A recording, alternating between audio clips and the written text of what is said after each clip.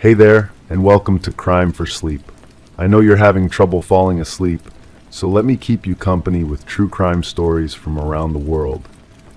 Before we dive in, I'm curious, where did you first hear this one? If you enjoy these stories, don't forget to like, comment, and subscribe. Now get comfortable, and let's get into tonight's case. Crime 1, she wasn't looking for anything, just fixing a squeaky plank. But under the floorboards she found a sealed envelope with her name on it. Inside, a photograph of her brushing her teeth taken from behind. Written on the back, "That's when I knew."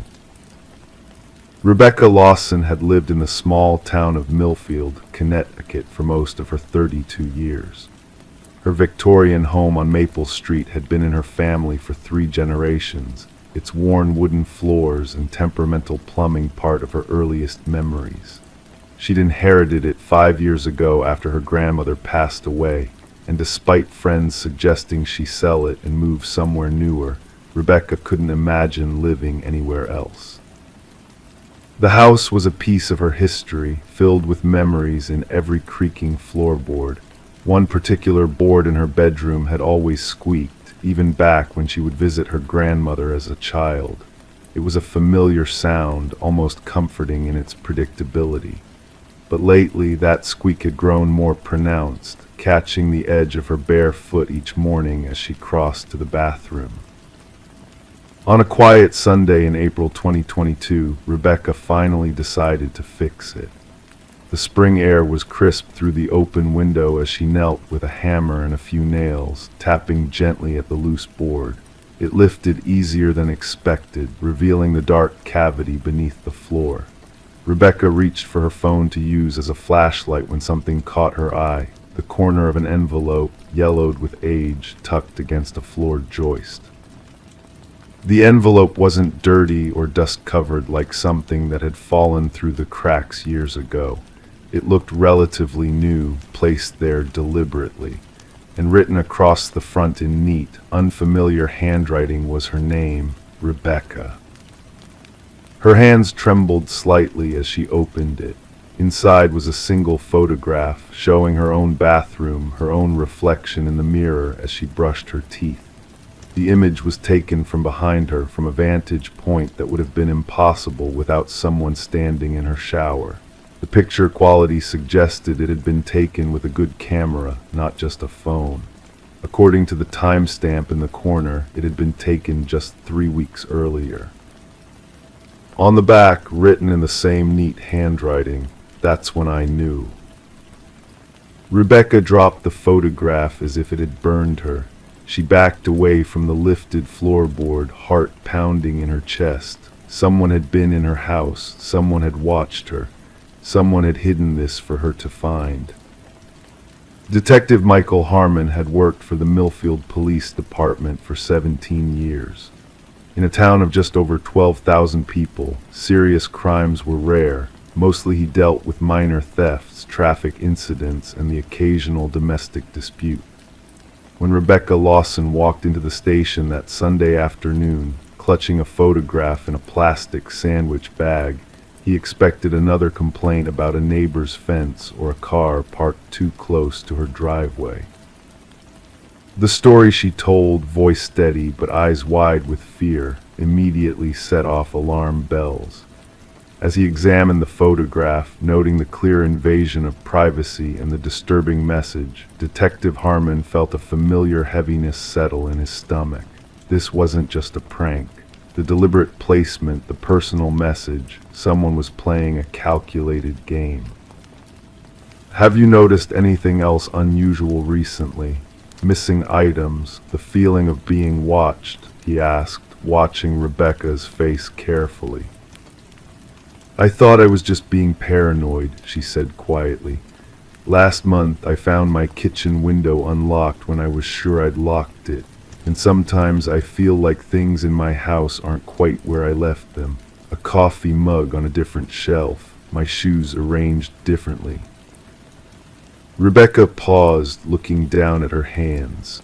"And 3 times now I've come home to find my bathroom light on, when I know I turned it off before leaving for work."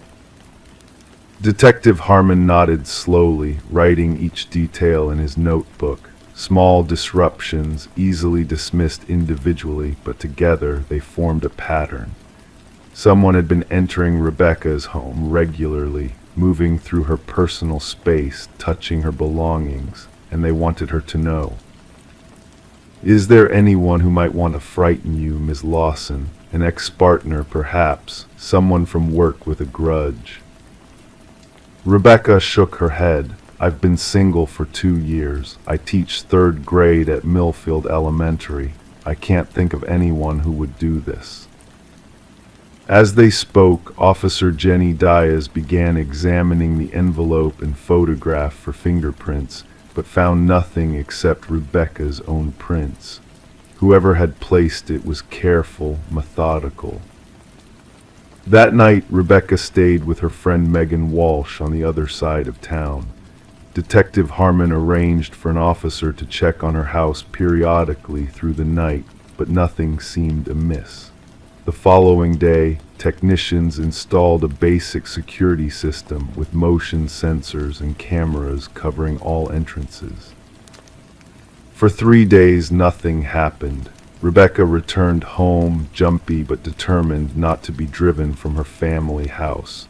The security system recorded only her own comings and goings. On the 4th night at 2:17 a.m., the backdoor sensor triggered. Officer Carl Montes arrived within 6 minutes. He found the back door closed and locked, with no signs of forced entry. The camera footage showed nothing, just the door seemingly opening and closing on its own, the angle too narrow to capture whoever might have opened it. Inside, nothing appeared disturbed until Rebecca found it, another envelope, this time on her pillow. Inside was a photograph of her sleeping, taken from the foot of her own bed, dated just 2 nights earlier. On the back, "You look peaceful when you dream." The realization that someone had stood over her while she slept, watching and photographing her, shattered what little security Rebecca had managed to rebuild. Detective Harmon ordered a complete sweep of the house, checking for hidden cameras or recording devices. They found nothing.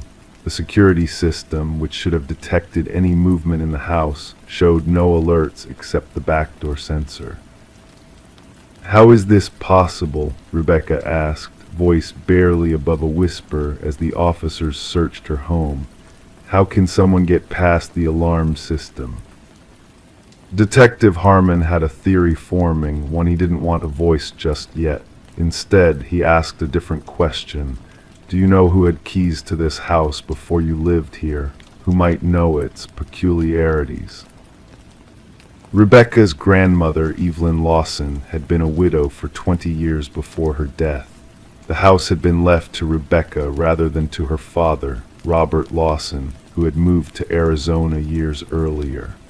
According to town records, Evelyn had employed various handymen and housekeepers over the years, but none consistently. One name caught Detective Harmon's attention: Daniel Brandt, a local contractor who had done extensive renovations on the house 15 years earlier. Brandt had worked on many of the historic homes in Millfield, known for his attention to detail and knowledge of old house architecture. He would have known every inch of the Lawson home, including any hidden spaces or crawlways typical of Victorian construction. When officers went to interview Brandt, they discovered he had moved away from Millfield just 1 month earlier, with no forwarding address. His former landlord mentioned that Brandt had been quiet but had always paid rent on time during his 20 years in town. There had been something odd about his departure, though. He'd left most of his furniture behind, taking only personal items and tools. Meanwhile, Officer Diaz discovered something disturbing in old newspaper archives. 16 years earlier, Evelyn Lawson had filed a complaint against an unnamed contractor for unprofessional behavior, later dropping the complaint without explanation. The timing aligned with Brandt's work on her house. As they dug deeper, a pattern emerged. Every few years, a single woman in Millfield would report strange occurrences, items moved, the feeling of being watched, unexplained noises. Each case was ultimately dismissed as imagination or simple break-ins when nothing was stolen. Each woman had lived in a house where Daniel Brandt had worked. On day 7 of the investigation, Rebecca woke to find a third envelope, this time taped to her bathroom mirror. The photograph inside showed her standing at her kitchen sink the previous evening. The message read, "I've been watching you for so long. Don't you recognize me yet?" Detective Harmon ordered an immediate and thorough examination of the house's structure. In the basement, behind a seemingly solid wall of old brick, they discovered a narrow passage leading to a small space beneath the main staircase. The space contained a thin mattress, a battery-powered lamp, and a box of granola bars. On the wall hung dozens of photographs of Rebecca, eating dinner, reading on her couch, sleeping, changing clothes, dating back nearly 4 years. Most disturbing of all was a small notebook filled with daily observations, beginning shortly after Rebecca's grandmother died. The entries were meticulous, noting Rebecca's schedule, her habits, even records of her phone conversations overheard from hidden listening points in the house. The final entry, dated just 2 days earlier, read, "She's found the first message. The game has begun. Soon we'll meet face to face, just as I planned all those years ago when her grandmother tried to keep us apart." As officers secured the hidden room, the security system's front door sensor triggered. Through the camera feed, they watched as a man in his 60s with silver hair and workman's clothes approached the house with a key in hand. Daniel Brandt had returned to his hiding place, unaware that his secret had been discovered. When confronted by officers, Brandt offered no resistance. He smiled calmly at Rebecca, who stood trembling behind Detective Harmon. "You look just like your grandmother did when she was young," Brandt said, his voice soft and almost gentle. "She never understood what we had. She thought sending me away would end it, but I always came back. I built that room so I could be close to her, and then when you moved in, it was like having her back again."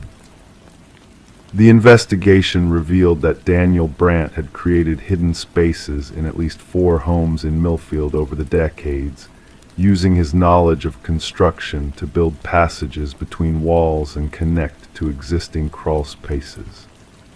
In Rebecca's house, he had installed a mechanism that allowed him to disable the simple magnetic door sensors without triggering the alarm. Rebecca Lawson sold the house 3 months later, unable to sleep there knowing what had existed in its walls. The new owners gutted the interior completely before moving in. Daniel Brandt was charged with multiple counts of stalking, breaking and entering, and invasion of privacy. During his psychiatric evaluation, doctors discovered journals dating back 30 years, detailing his relationships with women who never knew he was there, watching from inside their walls. At his sentencing hearing, when asked if he had anything to say, Brandt looked directly at Rebecca and said only, "I'm still there in that house. In every house I've ever entered. They can tear down the walls, but they can't remove the watching." To this day, Rebecca checks under her floorboards before going to sleep, unable to shake the feeling that somewhere, someone is watching her brush her teeth, taking notes, and waiting for the right moment to let her know. "That's when I knew." Crime 2, the pillow in the guest room felt too firm. When she cut it open, she found a handful of teeth and a folded note that said, "She screamed for hours." The room had been empty for years, or so they thought. Marissa and Daniel Wilson had moved into the colonial-style house on Sycamore Lane in the quiet town of Clearfield, Pennsylvania, just over 3 years ago. The previous owners, an elderly couple, had relocated to Florida after 4 decades in the home. The Wilsons fell in love with the character of the place, the hardwood floors that creaked just enough to remind you of their age, the built-in bookshelves in the study, and the large bay windows that let in streams of golden light during late afternoons. The guest bedroom on the second floor had become a storage space of sorts. Boxes of holiday decorations, old photo albums, and various other belongings had found their home there. Neither Marissa nor Daniel had any reason to use the guest bed until Marissa's sister, Claire, announced her visit from Seattle. It was a Tuesday evening in October when Marissa began preparing the guest room. She changed the sheets, dusted the nightstand, and fluffed the pillows that had been undisturbed for years. One pillow felt strangely firm, almost as if it had been packed with something solid rather than the soft down it was supposed to contain. At first, Marissa thought nothing of it. Perhaps the feathers had clumped together after years of disuse. But something about the pillow nagged at her. The slightly uneven texture beneath the cotton case, the way it refused to give when she pressed down on it.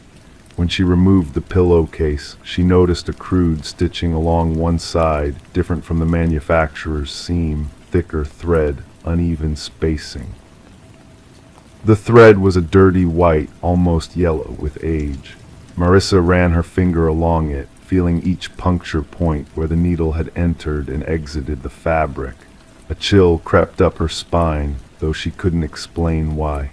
She told herself she was being ridiculous as she retrieved a pair of scissors from the sewing kit in her bedroom. The first snip of the scissors made a sound that seemed too loud in the quiet room. As she cut along the amateur stitching, the pillow began to give way. What fell out was not clumped feathers or cotton stuffing. Small, off-white objects tumbled onto the bedspread. In the fading afternoon light, it took Marissa several seconds to process what she was seeing. Teeth, human teeth. Some still had dried root tissue attached. 12 in total. She would later count them over and over, as if the number might somehow make sense of the horror. Nestled among them was a yellowed piece of paper, folded into a tight square. With trembling fingers, Marissa unfolded it, revealing 5 words written in neat, precise handwriting. She screamed for hours. The room seemed to close in around her as she dropped the note and backed away from the bed. Her legs gave out as she reached the doorway, and she sank to the floor, unable to tear her eyes away from the scattered teeth on the floral bedspread. Detective Aaron Reeves had been with the Clearfield Police Department for 17 years. He had investigated burglaries, assaults, and the occasional murder that disturbed the otherwise peaceful town. But the call that came in on that October evening was unlike anything he had encountered before.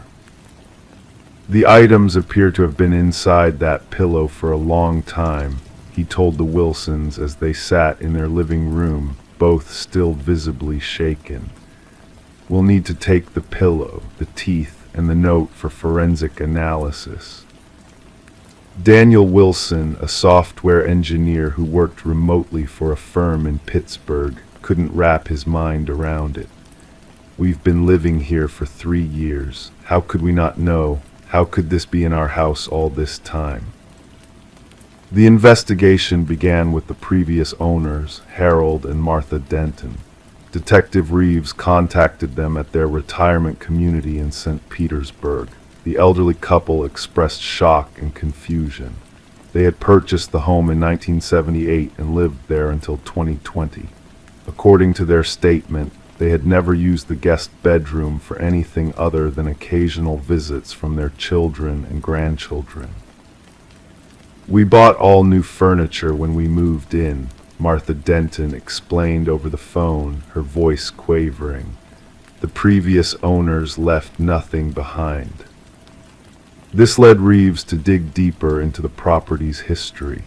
Before the Dentons, the house had belonged to the Crawford family, James and Elaine Crawford and their teenage daughter, Rebecca. They had lived in the house for just under 2 years, from 1976 to 1978. Records showed that the Crawfords had moved suddenly to Arizona in the spring of 1978. Neighbors who had lived on Sycamore Lane during that time recalled little about the family. They kept to themselves, said Eleanor Mackey, now in her 80s, who lived 3 houses down. The daughter, what was her name? Rebecca. She was quiet, pretty girl, but shy. I don't think I ever heard her speak above a whisper. What caught Detective Reeves' attention was that there were no school records for Rebecca Crawford after December 1977. It was as if she had simply vanished from the town's records months before her family's departure.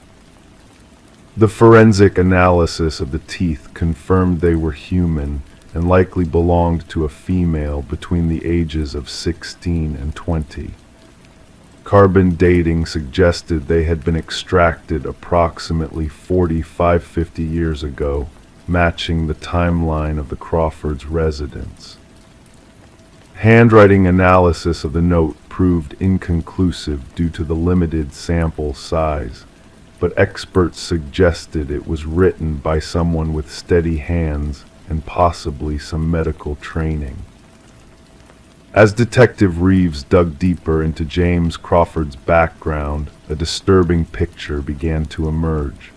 Before moving to Clearfield, Crawford had worked as a dental assistant in Philadelphia. He had been let go from his position under unclear circumstances, with former colleagues describing him as intense and overly interested in the effects of pain medication. Elaine Crawford had been a nurse at a local hospital during their time in Clearfield. Former coworkers remembered her as withdrawn and private. One former colleague mentioned that Elaine often came to work with dark circles under her eyes, claiming insomnia.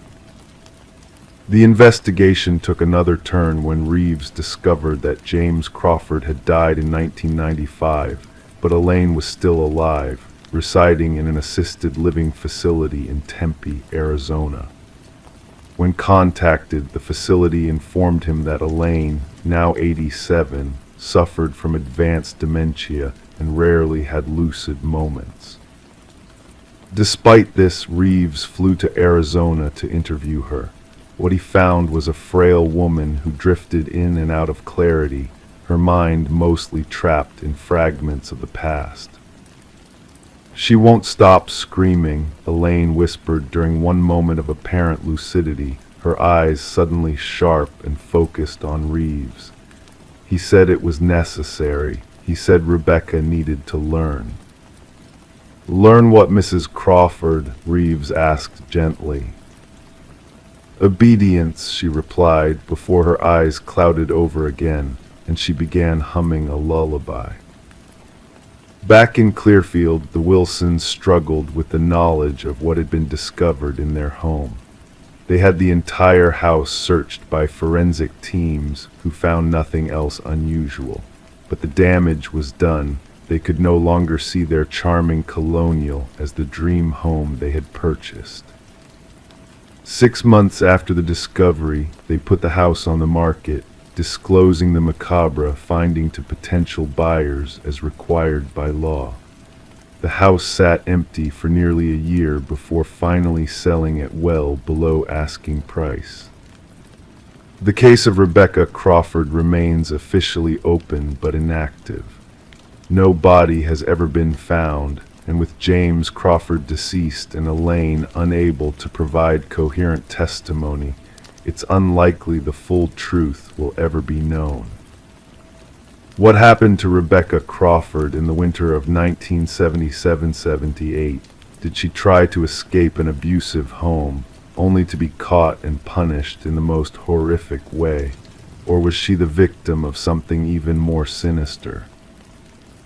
The only concrete evidence of her fate lies in those 12 teeth and a chilling 5-word confession, preserved for decades in a pillow that no one thought to examine until Marissa Wilson decided to prepare a guest room for her sister's visit. Sometimes the walls of our homes hold secrets.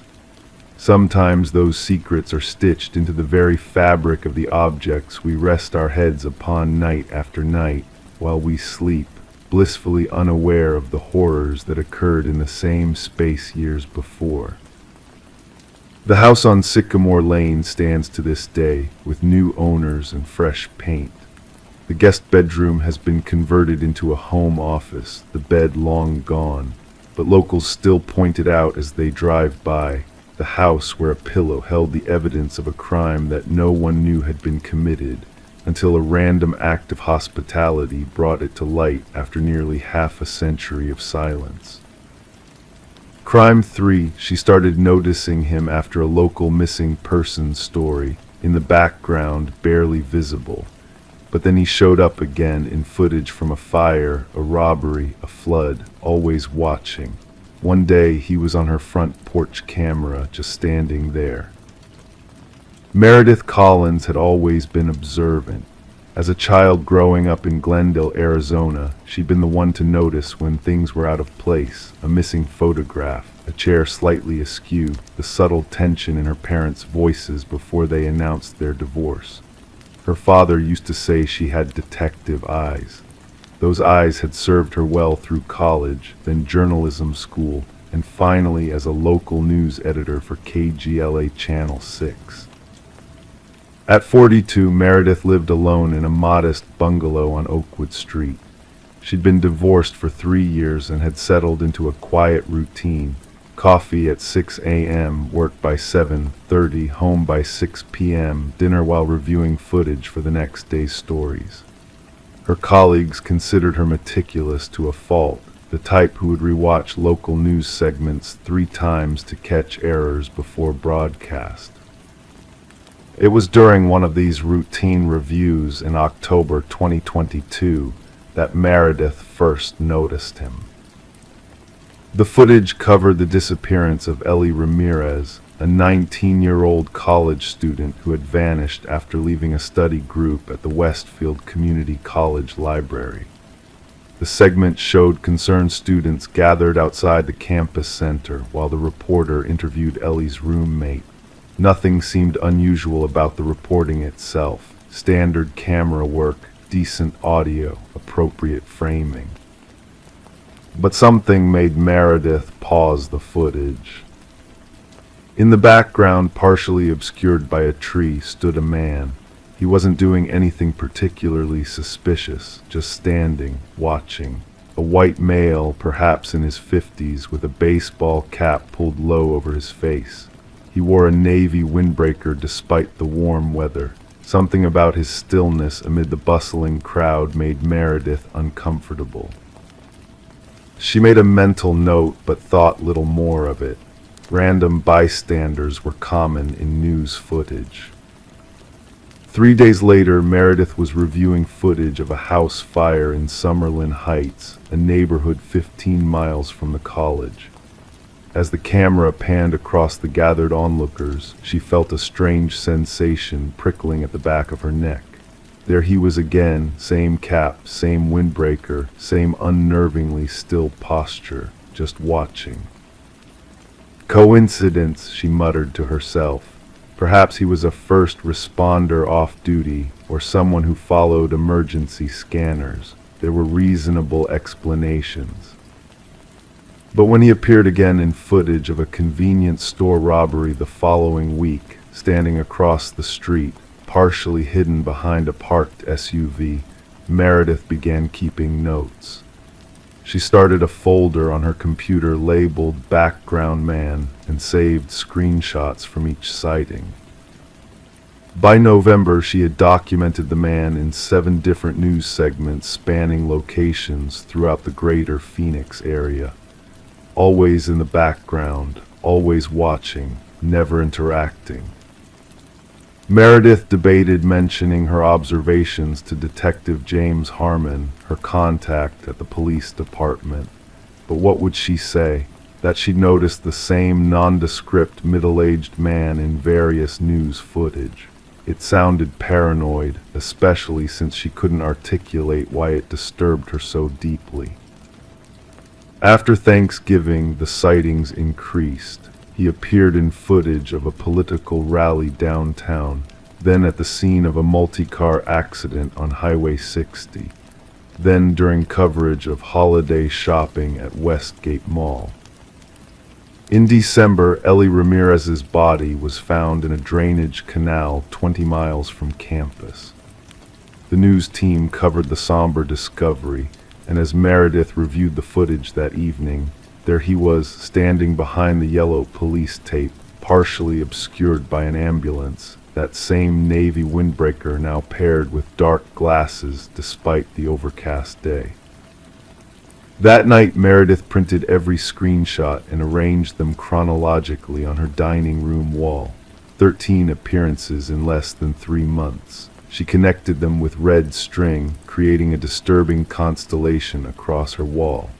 When she plotted the locations on a map, no clear pattern emerged. The points were scattered across the metropolitan area, with no apparent relationship to each other or to her. "You're overthinking this," she told herself, pouring another glass of wine.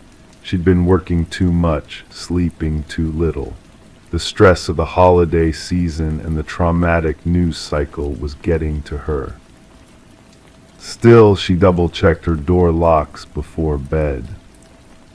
In January, as a cold front moved through Arizona, the man appeared less frequently. Meredith began to relax. Perhaps he had been a temporary fixture, a curious onlooker with too much free time, or maybe even a local stringer trying to sell footage to multiple news outlets. Then came the flood. Heavy rains caused the Salt River to overflow, forcing evacuations in the eastern suburbs. KGLA provided round-the-clock coverage of the disaster. Meredith was reviewing footage of rescue teams when she froze the frame. There he was, standing on higher ground, watching families being loaded into emergency boats. This time, something was different. He seemed to be looking directly at the camera. Directly at her. That night, Meredith woke to a notification from her home security system. Someone had triggered the motion sensor on her front porch at 2:17 a.m. Heart pounding, she opened the app on her phone and reviewed the footage. The man stood on her porch facing her door. Same cap, same windbreaker. For 3 minutes and 42 seconds, he remained perfectly still.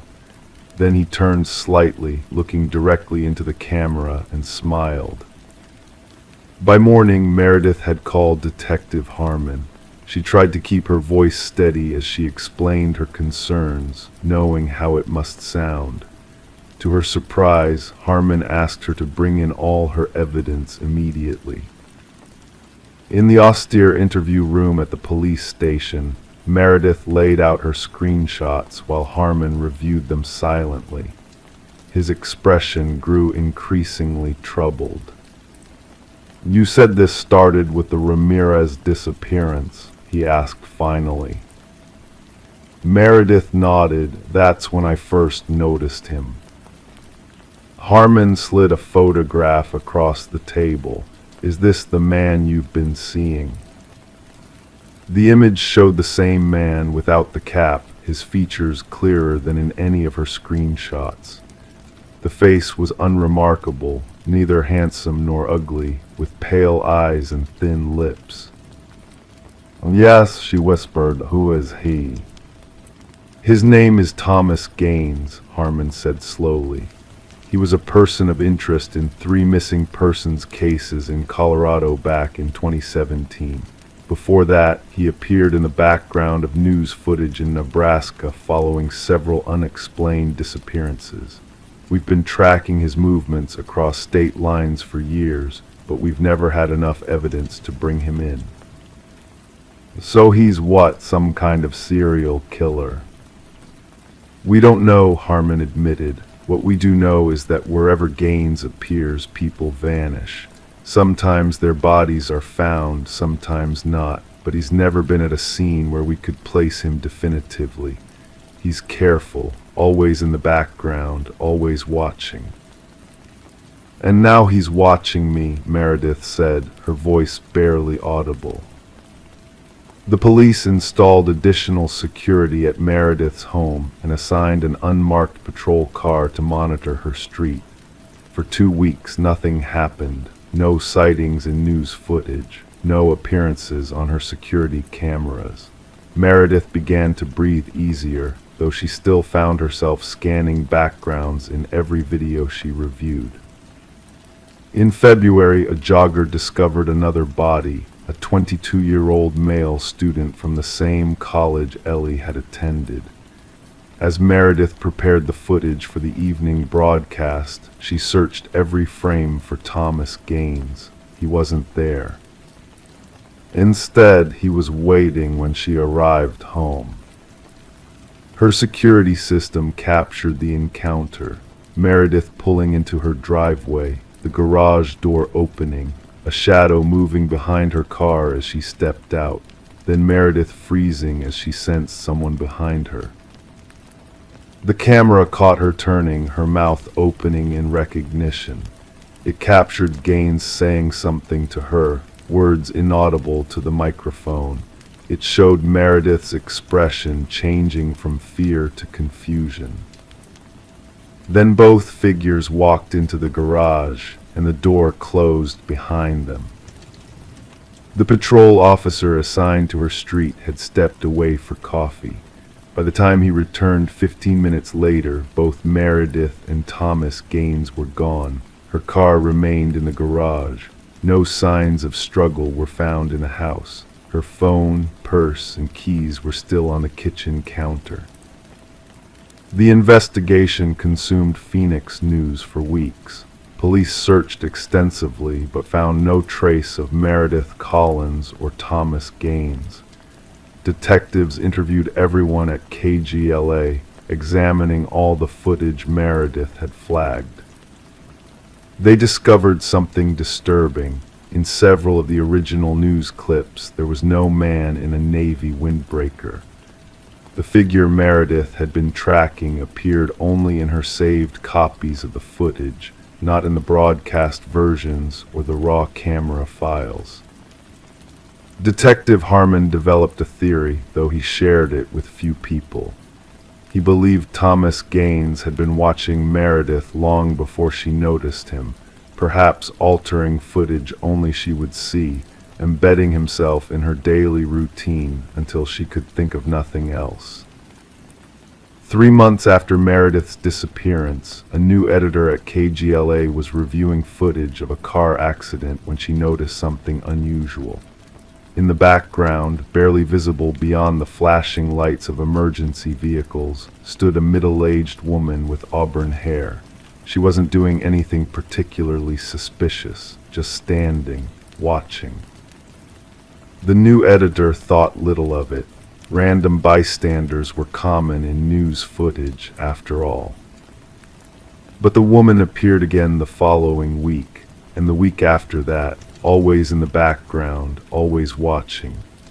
And sometimes, if you looked very closely, there was a man standing just behind her, his hand resting on her shoulder, his face obscured by a familiar navy cap.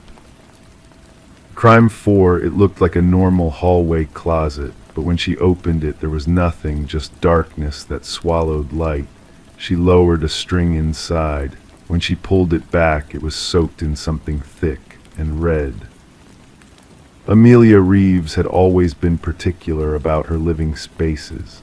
Friends described her as meticulous, organized, the kind of person who color-coded her closet and labeled her spice jars. At 32, she had finally saved enough to purchase her first home, a modest 2-bedroom craftsman built in 1937 on the quiet outskirts of Millfield, Connecticut. The November afternoon she received her keys, a light snow had begun to fall. Real estate in Millfield rarely came on the market, and when it did, it often sold quickly.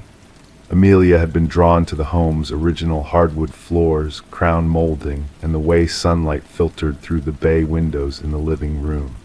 The previous owners, an elderly couple named the Harmons, had lived there for 43 years before moving to Florida to be closer to their grandchildren. "It's got great bones," the realtor had told her, "just needs someone to love it again." For the first 3 weeks, Amelia dedicated her evenings and weekends to painting walls, refinishing cabinets, and gradually making the space her own. She documented the transformation on her moderately popular home renovation blog, posting before and after photos that garnered enthusiastic comments from her small but loyal following. The hallway closet had been on her to-do list since day one. Unlike the rest of the house, which displayed signs of careful maintenance, the closet had clearly been neglected.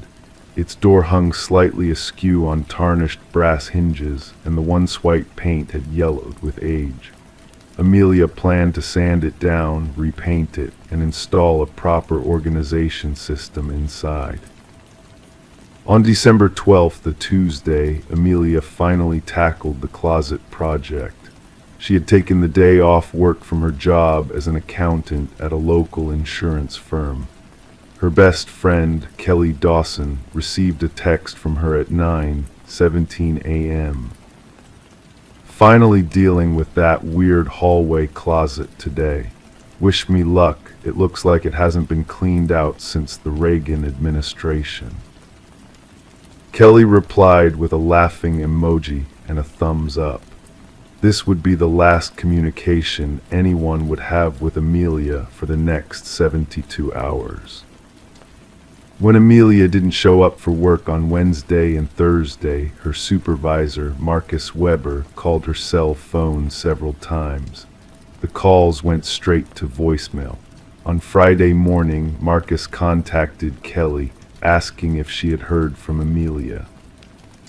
"It's not like her to miss work without calling in," he said, "especially during quarter end." Kelly tried calling Amelia repeatedly before driving to her house during her lunch break. Amelia's gray Honda Civic sat in the driveway. The front door was locked. Kelly peered through the windows but saw no movement inside. After knocking repeatedly with no answer, she called the Millfield Police Department. Officer James Hawkins and his partner, Officer Lydia Cortez, arrived 30 minutes later. With Kelly still present, they performed a wellness check, eventually forcing entry through the back door when no one answered. The house was silent and undisturbed. There were no signs of struggle or forced entry. A half-empty mug of coffee sat on the kitchen counter next to a small toolbox. Music still played softly from a Bluetooth speaker in the living room, an indie folk playlist Amelia often listened to while working on house projects. It was Officer Cortez who first noticed that the hallway closet door stood slightly ajar, a strip of painter's tape marking its edge. Tools were scattered on the hallway floor, a screwdriver, sandpaper, and a pry bar. A step stool stood positioned in front of the open door. Later in his official report, Officer Hawkins would write, "Upon approaching the hallway closet, I observed that the interior appeared unusually dark. The closet, approximately 3 feet wide by 2 feet deep according to the house plans, contained no shelving, hooks, or storage of any kind. The interior walls appeared to be absent, revealing what looked like a void or shaft extending beyond the normal dimensions of the closet. When they shined their flashlights inside, the beams seemed to disappear into nothingness after just a few feet, as if absorbed by the darkness. Kelly stood behind them confused. "That's not possible," she said. "Where are the walls?" Further investigation revealed that the closet's interior walls had been removed, creating an opening into what appeared to be a narrow shaft or passage that extended both downward and backward into space that, according to the house's floor plan, shouldn't exist. Detective Margaret Simmons arrived at the scene by 4:30 p.m. With 23 years on the force and a reputation for methodical investigation, she immediately called for additional officers and forensic personnel. "I need to know what's behind and beneath this closet," she told her team, "and I need to know exactly what this house looked like when it was built." Looking at the darkness, Detective Simmons made a decision. She took a ball of twine from her car, tied one end to a pen, and lowered it into the darkness of the closet. After extending about 15 feet of string, she slowly pulled it back up.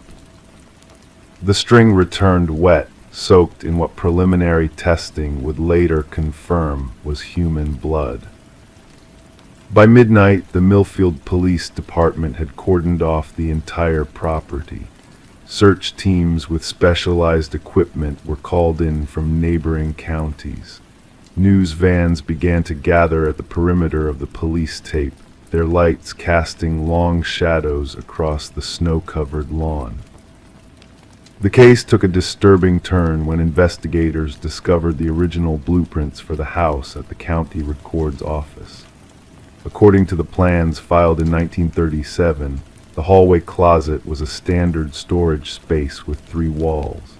However, building permits filed in 1978 during the Harmon's ownership showed extensive renovations to that section of the house, including what was described as a utility shaft installed adjacent to the closet. When investigators interviewed the Harmons by phone at their Florida retirement community, both expressed genuine shock and confusion. "We never did any renovations to that closet," Albert Harmon insisted. "We used it for storing winter coats and umbrellas, nothing else." His wife, Eleanor, agreed. There was never anything unusual about that closet. It had shelves and a rod for hangers. "I don't understand what you're talking about." When shown digital photos of the current state of the closet, both went silent for several long moments.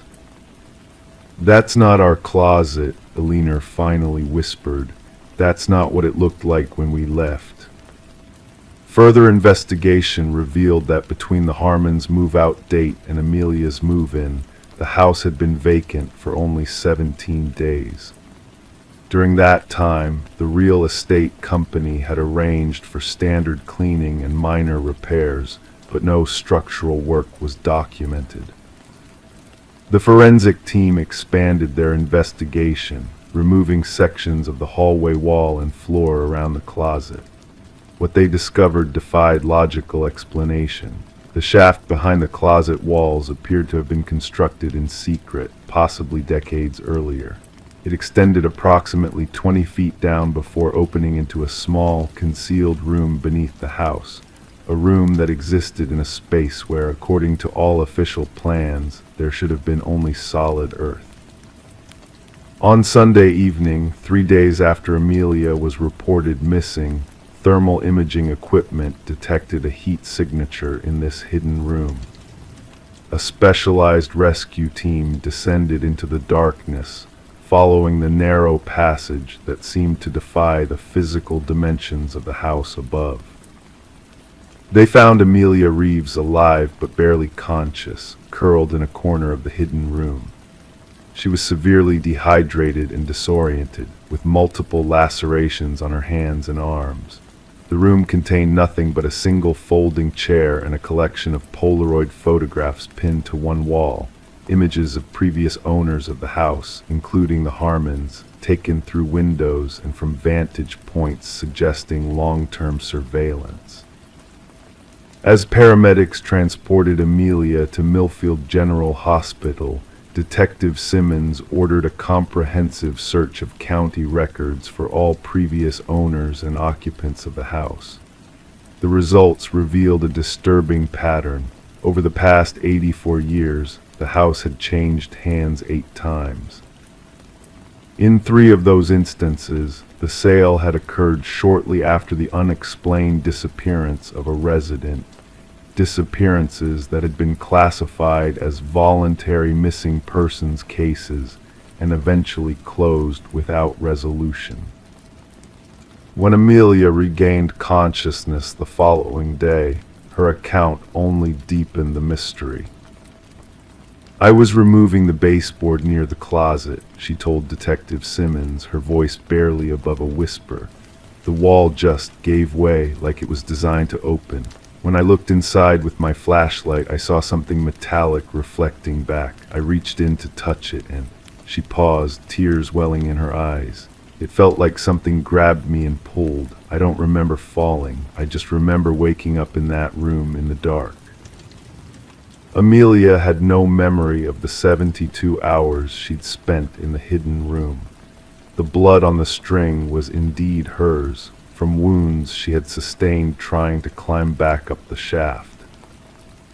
"The strangest thing," she added, "was that while I was down there, I could hear footsteps above me, like someone was walking around my house. But when I called out, no one answered." Police reports confirmed that during the time of Amelia's disappearance, her house had remained locked from the inside, with no signs of anyone entering or leaving. The investigation of the property continued for months. Forensic teams discovered minute traces of blood from at least 2 different individuals embedded in the soil beneath the hidden room, blood that had been there for decades. The case remains officially open. Amelia Reeves never returned to the house, which stands empty once again, its windows dark, a "for sale" sign swaying in the front yard. The real estate listing makes no mention of the hallway closet, describing the property simply as a charming craftsman with period details awaiting its next loving owner. Detective Simmons still drives past the house occasionally. She has tried to piece together what happened to Amelia and the others before her, developing theories involving the original builder or subsequent renovations. But one question remains unanswered. If the hidden room and shaft were constructed by human hands, why do the dimensions of that space seem to exceed the physical boundaries of the property? And why, even after the entire area was excavated and examined, could no one determine where the darkness of that closet actually ends? Sometimes on quiet nights, Simmons parks across the street from the empty house. She watches the darkened windows and thinks about the closet inside, a closet that looks normal from the outside, but contains a darkness that doesn't seem to follow the rules of ordinary space. A darkness that waits with infinite patience for the next person to open the door. Crime 5, she peeled away layers of faded wallpaper to repaint the nursery. Underneath, written directly on the wall, was a single phrase repeated over and over: "They made me stay." One section bulged slightly. When she cut into it, she hit something soft.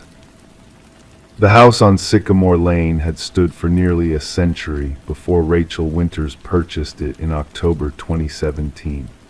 At 34, Rachel was 6 months pregnant with her first child when she found the Victorian-style home in the quiet suburb of Millfield, Connecticut. The price had been surprisingly reasonable, a fact her realtor attributed to the property having been on the market for over 2 years. "Perfect timing," Rachel had told her sister on the phone. "I'll have plenty of time to fix up the nursery before the baby comes." Rachel's husband, Daniel, had passed away unexpectedly from an aneurysm just weeks after they discovered they were expecting. The move represented a fresh start, a place untouched by grief where she could raise their daughter. The previous owners, an elderly couple named Harold and June Blackwood, had lived in the house for nearly 40 years before moving to a retirement community in Florida.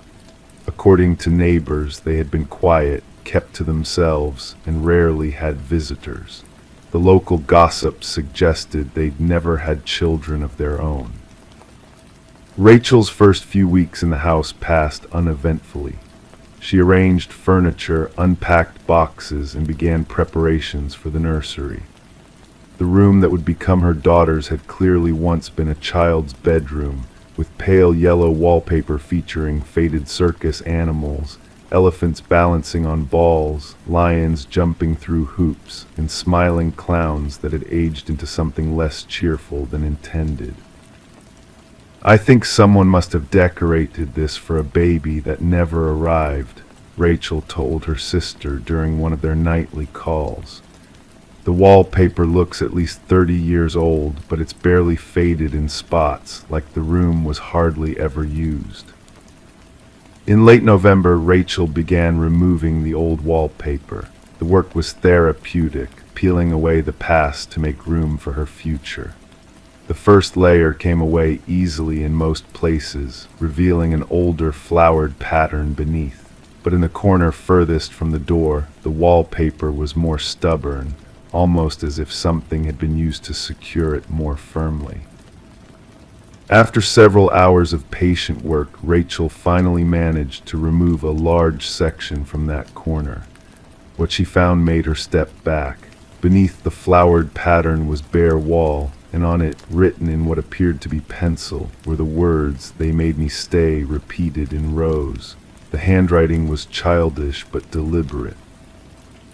"What in the world?" Rachel whispered, running her fingers over the writing.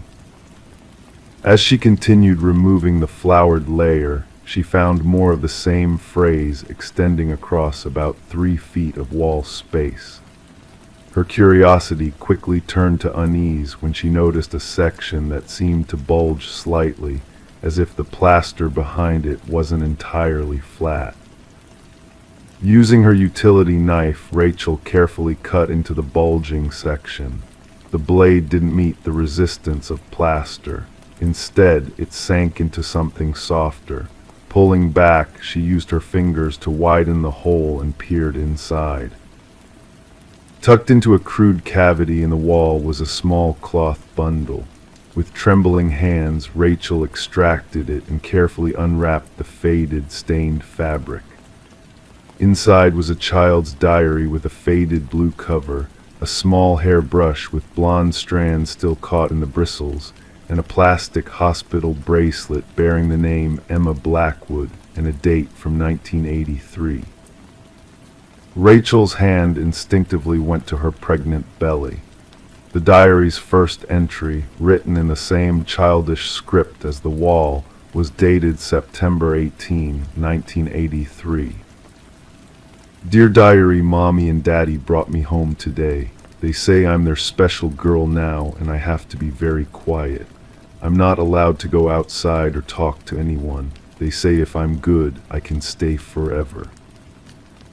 The entries that followed documented 6 months in the life of a 7-year-old girl who increasingly referred to her bedroom as my prison.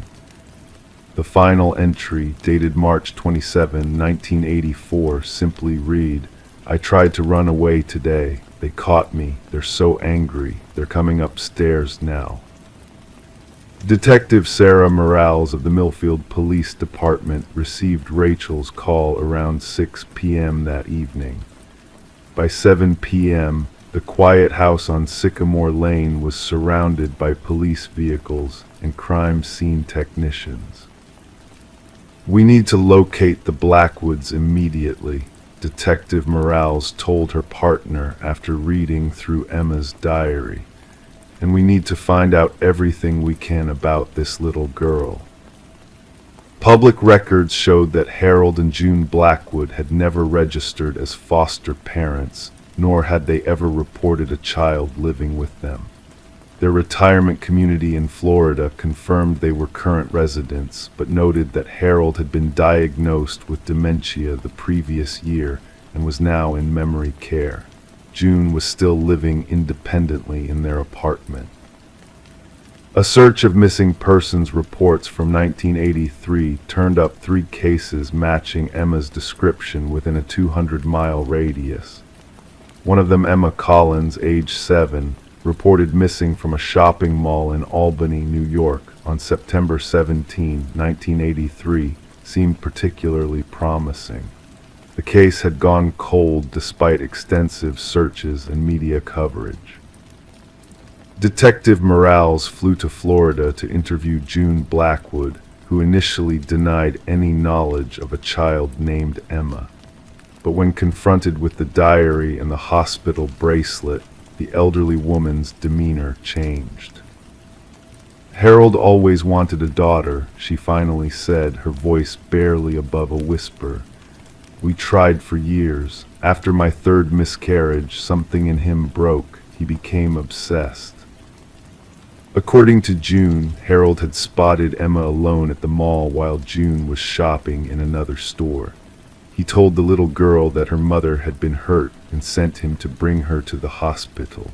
By the time June realized what had happened, Emma was already locked in the upstairs bedroom of their house. "I wanted to take her back to call the police," June claimed, tears streaming down her wrinkled face. "But Harold threatened to kill himself and me if I did. He made me help him. He made me pretend." "What happened to Emma?" Detective Morales asked. June's eyes went vacant. "She got sick in March, a high fever. Harold wouldn't let me take her to a doctor, said they'd ask too many questions. One night she just stopped breathing." Ground-penetrating radar located small remains buried beneath the concrete floor of the Blackwoods' garage, which had been poured in April 1984. DNA testing would later confirm the identity of Emma Collins, missing for 34 years. Harold Blackwood died in his sleep 3 days after June's confession, taking with him many of the answers that Emma's family had sought for decades. June Blackwood was charged with kidnapping and negligent homicide, ultimately accepting a plea deal in consideration of her age and cooperation. Rachel Winters never moved into the house on Sycamore Lane. She gave birth to a healthy daughter in January 2018 and named her Emma, after the girl whose story she had uncovered. The house stood empty again for many months before a developer purchased it, demolished the structure, and built 2 modern homes on the subdivided lot. But some neighbors claim that if you walk past the property late at night, you can sometimes hear the faint sound of a child's voice whispering, "They made me stay." Emma Collins' parents, now in their 70s, were finally able to lay their daughter to rest. At the funeral, Emma's mother placed the faded diary and hairbrush in the small casket alongside the remains. "We never stopped looking for you," she whispered, "and now, finally, you can go home." Meanwhile, in Rachel's new apartment across town, a mobile spins slowly above her baby's crib, circus animals dancing in gentle circles as her daughter sleeps peacefully below. Sometimes Rachel finds herself watching the shadows on the wall, remembering the girl who once whispered through layers of wallpaper, finally heard after all those silent years. Crime 6, the small town of Oak Ridge, nestled in northern Vermont, was the kind of place where residents rarely locked their doors. When 28-year-old Eliza Connor moved there in 2016, she loved that sense of community, the way the cashier at Murphy's Market remembered everyone's name, how neighbors would wave from their porches as you passed by. Eliza had grown up in Boston, where anonymity was the norm, and this change of pace felt like stepping into another world. Eliza worked remotely as a graphic designer, spending most days in her small apartment above the town's only bookstore. She was quiet but friendly, often volunteering at the local library on weekends. Those who knew her described a thoughtful woman with a distinctive strawberry-shaped birthmark on her left forearm, something she'd had since birth. She rarely covered it, considering it a unique part of her identity. Her routine was predictable: coffee at home each morning, work until late afternoon, then a walk around town before dinner. Mondays were grocery shopping days at Murphy's Market. Her life in Oak Ridge was ordinary but fulfilling. until October 12th, 2019. That particular Monday began like any other. Eliza finished work around 4, grabbed her reusable shopping bags, and walked the 4 blocks to Murphy's. The air was crisp with autumn. Red and orange leaves drifted across the sidewalk as she made her mental shopping list. She spent about 20 minutes inside, chatting briefly with the owner's daughter who was working the register. It was what happened next that would change everything. As Eliza exited the store, juggling her grocery bags, a man approached her. Later, she would describe him to police as unremarkable, average height, brown hair, maybe in his 50s, wearing a navy jacket. Nothing about him triggered any alarm. He stepped toward her with a polite smile. "Excuse me," he said. "I believe this belongs to you." He extended his hand, holding what appeared to be a small photograph. Confused but not concerned, Eliza shifted her grocery bags and accepted it. Before she could respond, the man turned and walked away, disappearing around the corner of the building. Eliza looked down at the photo in her hand. It was an old Polaroid of a baby, perhaps 6 months old, lying on a blue blanket. The infant was smiling at the camera, and there, clearly visible on the baby's left arm, was a strawberry-shaped birthmark identical to her own. She turned the photo over. Written in neat, precise handwriting were 5 words: "I never stopped looking for you." Eliza later told investigators that she stood frozen outside the market for nearly 10 minutes, staring at the photograph. The baby in the picture couldn't be her, and yet the birthmark was unmistakable. She had seen her own baby photos. Her parents had an entire album. None looked like this. When she finally returned to her apartment, she called her mother in Boston. "Mom," she asked, "do you remember any photos of me as a baby on a blue blanket? A Polaroid, maybe?" Her mother didn't recall such a photo.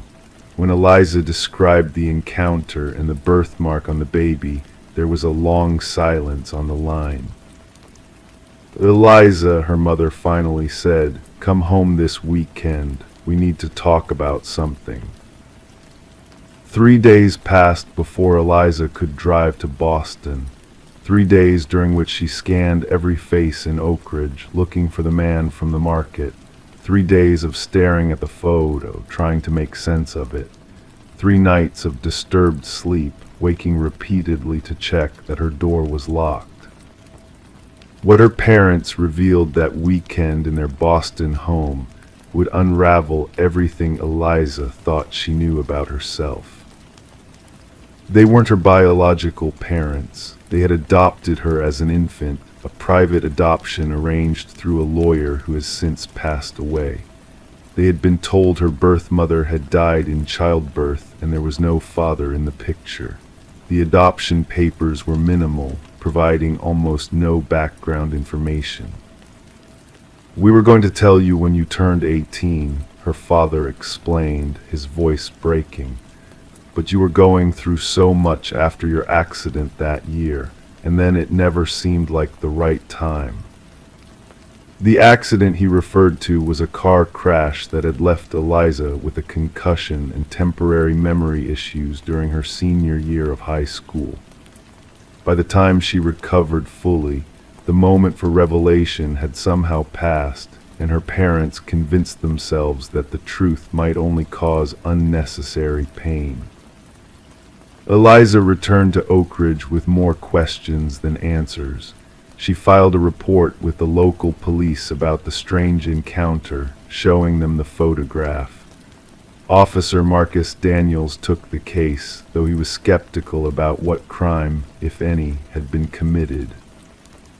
"Technically, the man didn't threaten you," he explained. "He didn't follow you home or make any demands. He gave you a photograph and left." But something about the case troubled Officer Daniels. Perhaps it was the calculated precision of the encounter. The man had known exactly who Eliza was, what she looked like, and where to find her. He had waited for a Monday when she would predictably be at the market. The department agreed to review security camera footage from businesses near Murphy's Market. The recordings showed the man approaching Eliza, just as she had described. However, prior to that moment, there was no sign of him on any camera. It was as if he had appeared out of nowhere specifically to deliver the photograph. 2 weeks after the encounter, a package arrived at Eliza's apartment. There was no return address, only her name written in the same precise handwriting from the photo. Inside was a small wooden box containing a silver baby rattle and a note, "You used to love this sound." Officer Daniels sent the package for fingerprint analysis, but it yielded nothing useful. The only prints belonged to Eliza and the postal worker who had delivered it. Eliza began to notice other things, a car that seemed to appear wherever she went, always parked just far enough away to make identification difficult. Sometimes she felt watched while taking her evening walks. Once she thought she saw the man from the market sitting in the town's small cafe, but when she looked again, the seat was empty. In November, she received another package. This time it contained newspaper clippings from 1991, the year of her birth. The articles detailed the case of missing infant Catherine Wallace, taken from her crib in a small town in New Hampshire, just 30 miles from Oak Ridge. The baby had a strawberry-shaped birthmark on her left arm. Despite an extensive investigation, Catherine was never found. Eliza took the clippings to Officer Daniels, who contacted the New Hampshire State Police to reopen the cold case. DNA testing was arranged to compare Eliza's genetic material with that of Margaret and Richard Wallace, the parents of the missing child. The weeks of waiting were the hardest. Eliza jumped at every sound, checked her locks repeatedly, and eventually moved temporarily into a local bed and breakfast where other people were always around. She dyed her hair, started wearing long sleeves despite the warm spring weather, and avoided her usual routines. The DNA results arrived in early January. Eliza was not Catherine Wallace. There was no genetic match with the Wallace family. It was both a relief and a new mystery. If she wasn't the missing Wallace baby, who was she? And who was the man who seemed convinced they shared a connection? The answer came from an unexpected source. A retired nurse named Helen Prescott saw Eliza's story when Officer Daniels, with Eliza's permission, took it to the local newspaper, hoping someone might recognize the man from the market. Helen had worked at a private birthing center that operated in the area during the early 1990s, a center that had closed amid rumors of ethical violations. She remembered a baby with a distinctive birthmark who was born to a teenage mother in 1991. The center's director had told the young mother that her baby died shortly after birth, but Helen had always suspected otherwise, especially after seeing adoption paperwork on the director's desk the following day. There were rumors, Helen told Officer Daniels, that some babies were being placed for adoption without the birth mother's consent, especially when the mothers were very young or vulnerable. This information led to the exhumation of records from the birthing center, many of which had been poorly preserved. Among them was a birth certificate for a baby girl born on April 18, 1991, to 16-year-old Melissa Harmon. The infant had a prominent vascular birthmark on left forearm. The death certificate, filed the same day, cited respiratory failure as the cause of death. When investigators located Melissa Harmon, now Melissa Wheeler, living in Michigan, she confirmed she had been told her baby died hours after birth. She had never seen the body, which the center claimed had been cremated as part of their standard procedure for infant deaths. DNA testing confirmed what the birthmark had suggested. Melissa Wheeler was Eliza's biological mother. But the mystery of the man from the market remained unsolved until Officer Daniels, reviewing staff records from the birthing center, found a photograph of its maintenance manager from 1990-1992, Thomas Harmon, Melissa's father. Thomas had disappeared shortly after his daughter gave birth, abandoning his wife and their other children. For years, family members assumed he had simply walked away from his responsibilities. The truth, as it emerged, was more complex. Thomas had suspected something was wrong with the center's practices. When his own grandchild supposedly died, he began investigating privately. What he discovered led him to believe his granddaughter was still alive, but by then she had disappeared into the adoption system. His search for her had consumed the next 28 years of his life. How he finally found Eliza, how he tracked her movements so precisely, these details he refused to fully explain when officers located him living in a small apartment just outside Oak Ridge. His only comment was, "I had to know she was okay before." Crime 7, she booked the last available room. The owner warned her not to open the adjoining door, it was nailed shut. But that night she heard breathing on the other side. In the morning, a note had been slipped under the door, "Thanks for letting me in." April in northern Oregon brought unseasonable rain that year. The kind that didn't pour so much as it persisted. A gray, endless drizzle that turned the Columbia River Valley into a blur of muted greens and grays. It was in this dreary backdrop that 28-year-old Eliza Mercer found herself pulling into the gravel parking lot of the Riverside Motel, a single-story establishment of fading blue paint and flickering neon that had likely seen its heyday sometime in the early 1980s. Eliza wasn't supposed to be there. She should have been 3 hours farther north in Seattle, where her sister was expecting her for dinner. But the combination of the relentless rain, poor visibility, and her own exhaustion after a 12-hour drive from Boise had convinced her to stop for the night. Just one night, she told herself, and she'd be back on the road by morning. The motel office smelled of cigarettes and pine-scented cleaner. Behind the counter stood a man in his 60s, with thinning gray hair and glasses that magnified eyes that had seen decades of travelers pass through. His name tag read Walter. He barely looked up from his crossword puzzle when the bell above the door announced Eliza's arrival.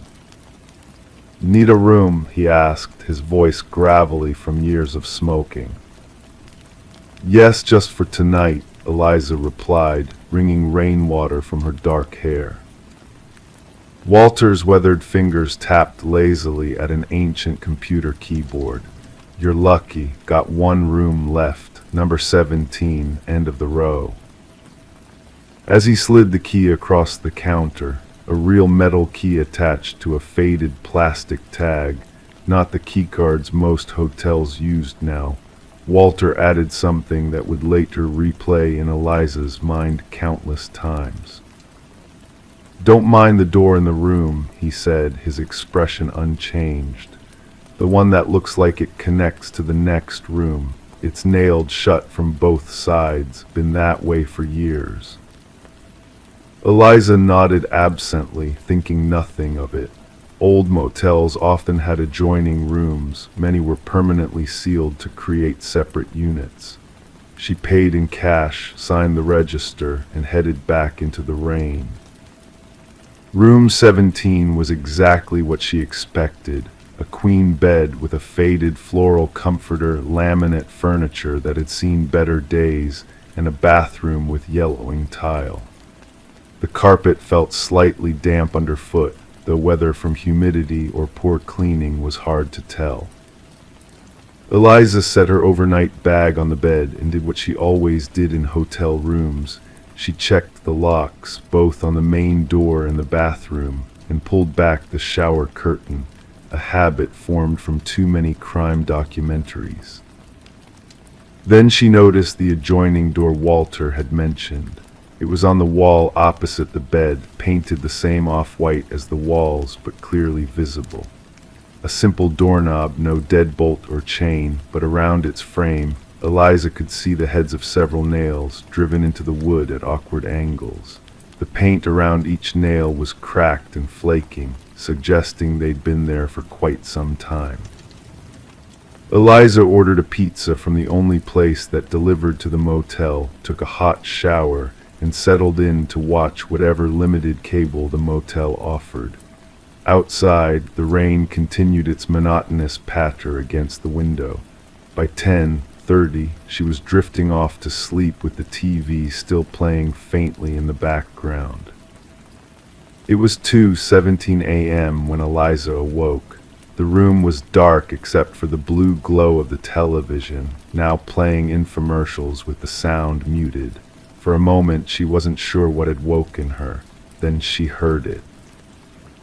Breathing. Slow, measured breathing that wasn't her own. In the dim light, Eliza's eyes fixed on the adjoining door. The breathing seemed to be coming from just on the other side. She lay perfectly still, hardly daring to breathe herself as she strained to listen. Yes, there it was again, unmistakable. The steady inhale and exhale of someone standing very close to the door. "Hello," Eliza called out, immediately regretting breaking the silence. The breathing stopped abruptly. For several long seconds there was no sound at all except the distant hum of the vending machine outside and the ever-present rain. Then, just as Eliza was beginning to think she had imagined it, there came a soft thud against the door. Not a knock, but the sound of something or someone leaning against it. Eliza reached for her phone on the nightstand and dialed 911, but didn't press call. Instead, she slowly got out of bed, grabbed her car keys, and moved toward the main door, never taking her eyes off the adjoining door. As she reached for the handle of the main door, she heard a sound that made her blood run cold. The distinct creak of a doorknob turning. The adjoining door's knob was rotating slowly, testing, but the nails held, and after a moment the knob returned to its position. Eliza yanked open the main door and ran to her car, spending the rest of the night there with the doors locked, too terrified to return to the room but too exhausted to drive. When morning came, Eliza waited until she saw Walter open the office at 6 a.m. before approaching him. She explained what had happened, her voice shaking despite her attempts to remain calm. Walter's face remained impassive. "Room 18's been empty for months," he said flatly. "Nobody's stayed there since January." "Then who was on the other side of that door?" Eliza demanded. Walter shrugged. "Old buildings make noise, pipes settling foundation." Eliza didn't believe him for a second, but she needed to get back to her room to collect her belongings. Walter accompanied her, unlocking the door when Eliza confessed she'd left without the key. The room looked undisturbed, bed still rumpled from her hasty exit, her overnight bag still on the chair where she'd left it.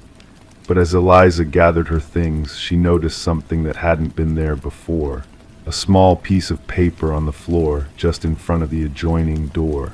A note written in neat, precise handwriting.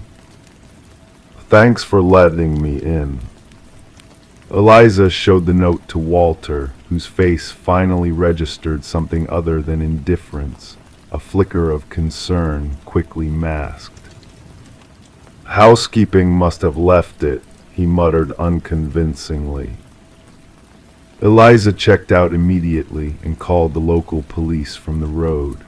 Officer Sarah Donovan took her statement with professional interest, but explained that without evidence of an actual break-in or crime, there wasn't much they could do. Still, something about Eliza's story bothered her enough that she decided to look into the Riverside Motel. What Officer Donovan discovered over the next few weeks became the foundation of an investigation that would eventually expose a pattern of disappearances along that stretch of highway. All women traveling alone, all last seen at various motels between Portland and Seattle. The Riverside Motel's records showed that room 18 had indeed been vacant, as Walter claimed. But the motel's maintenance logs, obtained through a search warrant, revealed something disturbing. The adjoining door between rooms 17 and 18 had been unsealed and resealed multiple times over the past 2 years. Each instance coincided with a solo female traveler staying in room 17. Further investigation revealed that Walter Gaines had no criminal record, but his son, Paul Gaines, 42, had served 5 years for stalking and breaking into a woman's apartment in 2013. Paul had been living in a small apartment behind the motel office since his release, ostensibly helping his father run the business. When police searched Paul's apartment, they found a box containing dozens of small personal items: a hair clip, a single earring, a bracelet, a tube of lipstick, trophies investigators believed taken from women who had stayed at the motel. They also found a set of master keys to all the rooms and a crowbar with paint residue that matched the adjoining doors. The working theory became clear. Paul would unseal the adjoining door when a woman traveling alone checked in, then reseal it afterward, collecting a small token from each encounter. But what exactly happened during those encounters remained unclear. None of the missing women had been found. Paul Gaines disappeared the day after Eliza's report. Walter claimed no knowledge of his son's whereabouts, maintaining that Paul had simply gone on one of his wilderness trips, something he apparently did periodically, sometimes for weeks at a time. 6 months later, hikers found Paul's body in the woods 20 miles from the motel. He had died from exposure, probably within days of fleeing. In his pocket was a small notebook containing dates and initials, meticulously recorded over a period of 4 years. The last entry was dated the night Eliza stayed at the Riverside Motel. Next to the date were her initials, EM, but unlike the other entries, which were simply crossed out, hers was followed by a question mark. Eliza Mercer was the only woman who got away. What saved her? Perhaps it was her vigilance, or maybe just luck waking at exactly the right moment. Or perhaps, as some investigators later speculated, the real horror wasn't what might have happened to her that night, but what had already happened to others before her. The Riverside Motel was condemned and demolished the following year. The land remains vacant, a gravel lot slowly being reclaimed by the persistent vegetation of the Columbia River Valley. But the investigation continues as authorities work to match the initials in Paul's notebook with missing persons reports from the region. As for Eliza, she no longer stays in motels. She drives straight through to her destination, no matter how tired she becomes. And she never sleeps with her back to a door, any door, even in her own apartment. Because sometimes the most terrifying truth isn't what comes through the door. It's not knowing what's already inside. Crime 8, it was buried just deep enough to avoid detection. Inside, school supplies, a bloodied hoodie, and a spiral notebook. On the last page, in all caps, "If you're reading this, he let you go." The discovery came 3 years after 15-year-old Maya Whitfield disappeared from Pine Ridge, Minnesota. a small town where the winters stretched long and conversations about the missing girl had grown shorter with each passing month. The treehouse belonged to the Hendersons' son, who had moved away to college 2 summers ago. Their new puppy, a chocolate lab named Cooper, had developed a fascination with digging in that particular spot behind the weathered wooden structure. Maya had been the kind of teenager who collected friends like others collected souvenirs. Her mother, Alina, described her as sunshine on legs, always brightening rooms with her presence. She maintained a 3.8 GPA at Pine Ridge High, worked weekends at Meredith's Diner downtown, and volunteered at the local animal shelter whenever time allowed. Friends said she dreamed of becoming a veterinarian, had already started researching colleges with strong pre-vet programs. Her bedroom, preserved exactly as she left it, told the story of a normal teenage life. Polaroid photos taped to mint green walls captured camping trips and homecoming dances. A bookshelf overflowed with young adult novels and veterinary textbooks borrowed from the town library. A calendar marked with volleyball practices, study sessions, and reminders to call her grandmother every Sunday.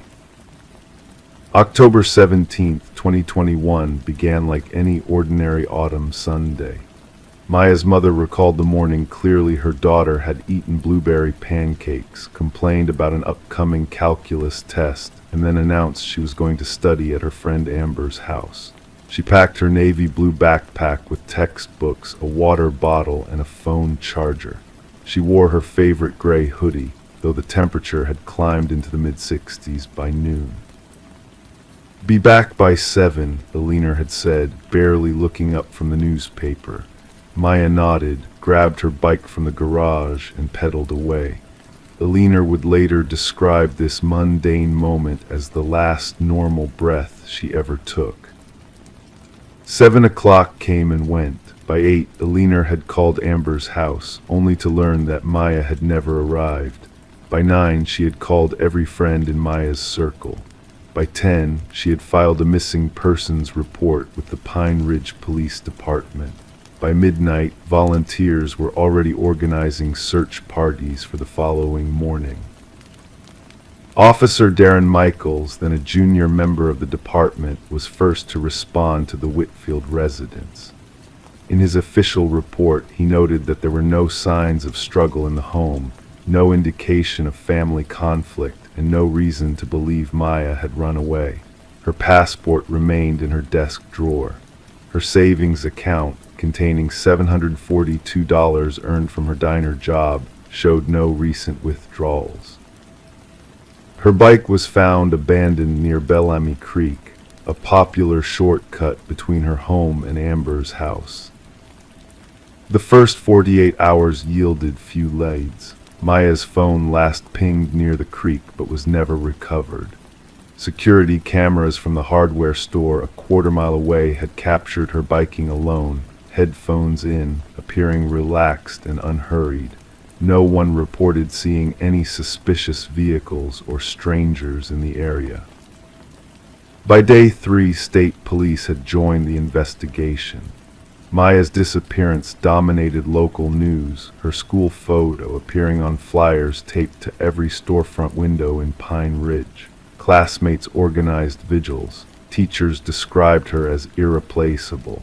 The community rallied around Alina, a widow who had raised Maya alone since her husband's death from cancer when Maya was just 7. As weeks passed, the investigation broadened. Detectives interviewed Maya's teachers, her boss at the diner, even customers who had regularly sat in her section. They examined her computer, finding nothing beyond typical teenage conversations and research on veterinary programs. They questioned her ex-boyfriend, Jason Mitchell, who had moved on to date another girl, but maintained he had nothing but fond memories of Maya. The case grew cold as winter descended on Pine Ridge. Snow covered the ground where search parties had once combed for evidence. By spring, the flyers had weathered and faded. Alina refused to leave town despite her sister's pleas to start fresh elsewhere. "She'll come home," the leaner insisted. "She needs to know where to find me." The following summer, Pine Ridge experienced record-breaking heat. The creek where Maya's bike had been found dried to a trickle. The forest surrounding it became a tinderbox of brittle pine needles and parched underbrush. Fire warnings were issued daily. The Henderson family, whose property backed up to those woods, watched anxiously as smoke from distant wildfires tinted the horizon orange. Their son Tyler, 19 and home from his sophomore year at the University of Minnesota, spent his days reinforcing the family's defensible space, clearing brush, watering the perimeter, preparing for possible evacuation. The treehouse, built by his father when Tyler was 8, stood at the edge of their yard. It had become rickety with age, its wooden steps warped from years of rain and sun. "I should probably tear it down," Tyler's father had mentioned one evening over dinner. "It's just collecting pine needles anyway." Tyler had felt a sudden, inexplicable protectiveness toward the childhood structure. "Let me fix it up instead," he'd offered, "for nostalgia's sake." The heat wave broke in early August. A gentle rain fell for 3 days straight, softening the earth and reviving the parched landscape. The Hendersons adopted Cooper shortly after, a rambunctious 8-week-old puppy who took immediate interest in the recently dampened soil behind the treehouse. "He just wouldn't stop digging in that one spot," Diane Henderson later told investigators. "We'd fill it in, and he'd be right back at it the next day. We thought maybe it was a rabbit den or something." On August 17, 2022, exactly 10 months after Maya's disappearance, Cooper's persistent digging unearthed a corner of navy blue fabric. Tyler, home alone while his parents attended a neighbor's anniversary party, investigated. What began as idle curiosity quickly turned to horror as he realized what the puppy had found. The navy backpack was caked with mud but otherwise intact. Tyler, hands trembling, called the police immediately. Officer Michaels, now Detective Michaels, arrived within 15 minutes. The backpack was carefully excavated and documented before being opened. Inside were Maya's calculus textbook, her water bottle, and her phone charger, all items her mother had reported her taking that Sunday morning. Beneath these normal possessions lay her gray hoodie, stained with what laboratory tests would later confirm as Maya's blood, and at the bottom of the bag, a spiral notebook that didn't belong to her. The notebook contained no name, no school subject, no identifying information on its covers. The first 60 pages were blank. Only the last page held writing the chilling message scratched in heavy black ink: "If you're reading this, he let you go." The investigation, which had been relegated to occasional review meetings, suddenly reactivated with full force. Forensic teams descended on the Henderson property, though they found no evidence suggesting the family had any connection to Maya's disappearance. The burial site of the backpack was determined to be accessible from a seldom-used trail behind their property, one that connected to various parts of the community, including Bellamy Creek. The notebook yielded few forensic clues. The paper was common, available at any department store. The pen used was a standard black ballpoint. No fingerprints were recovered aside from Tyler's and partial prints belonging to Cooper's wet paws. The handwriting analysis suggested it was written by someone in distress. The letters were pressed deeply into the paper, some nearly tearing through, but could not determine age or gender of the writer. Most disturbing was the message itself. "If you're reading this, he let you go." The implication hung heavy over Pine Ridge. Had there been other victims? Was Maya one of many? Was she still alive somewhere, or had she never been let go? The discovery prompted a wider search. The authorities reopened missing persons cases from neighboring counties, looking for patterns or similarities. They reviewed security footage from businesses along all potential routes between the Whitfield home and the Henderson property. They re-interviewed everyone in Maya's life, searching for any detail that might have seemed insignificant before but could now hold meaning.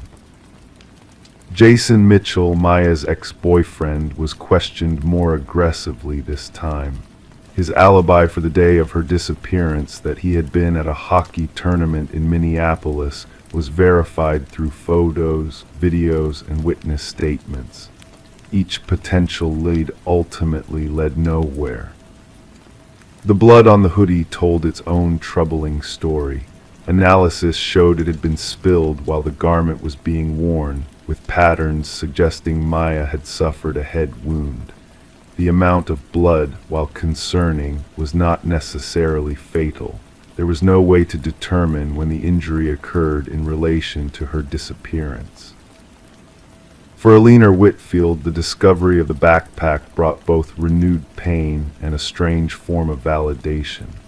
For months, people had started to look at me like I was crazy for believing she might still be alive, she confessed during a community meeting held at Pine Ridge High's gymnasium. Now everyone knows something happened to her. Someone took her. This wasn't just a runaway case or a teenage rebellion. The message in the notebook spawned numerous theories. Some believed it was written by Maya herself, perhaps as a warning to others. Some thought it might be a signature of sorts, a predator's calling card. Others wondered if it was a message from another victim, someone who had encountered the same person responsible for Maya's disappearance but had somehow escaped. Winter came again to Pine Ridge. The investigation continued but yielded few new insights. The community held a remembrance ceremony on the one-year anniversary of Maya's disappearance. Alina spoke briefly, her voice steady despite her grief. "Whoever you are," she said, addressing the unknown person responsible, "I want you to know that I will never stop looking for her. Never." In April of 2023, 18 months after Maya vanished, a hiker discovered a shallow grave 50 miles north of Pine Ridge. The remains were those of a teenage girl, but dental records confirmed it was not Maya. The victim was identified as Claudia Reeves, a 16-year-old who had gone missing from her home in Lakewood County 2 years before Maya's disappearance. Her case had received less attention, attributed to her history of running away and family instability. Investigators found no physical evidence connecting the two cases, but the similarities were difficult to ignore. Both girls had disappeared on Sundays. Both had been heading to a friend's house. Both cases lacked witnesses or signs of struggle. The discovery of Claudia's remains shifted the investigation yet again. Had the message in the notebook been referring to multiple victims? Was there a pattern that investigators had missed? Was Maya, perhaps, still alive somewhere while others had not been so fortunate? To this day, Maya Whitfield remains missing. The backpack buried beneath the treehouse stands as the last confirmed trace of her existence. The notebook's message continues to haunt Pine Ridge, a community forever changed by the absence of a girl who once brought sunshine into every room she entered.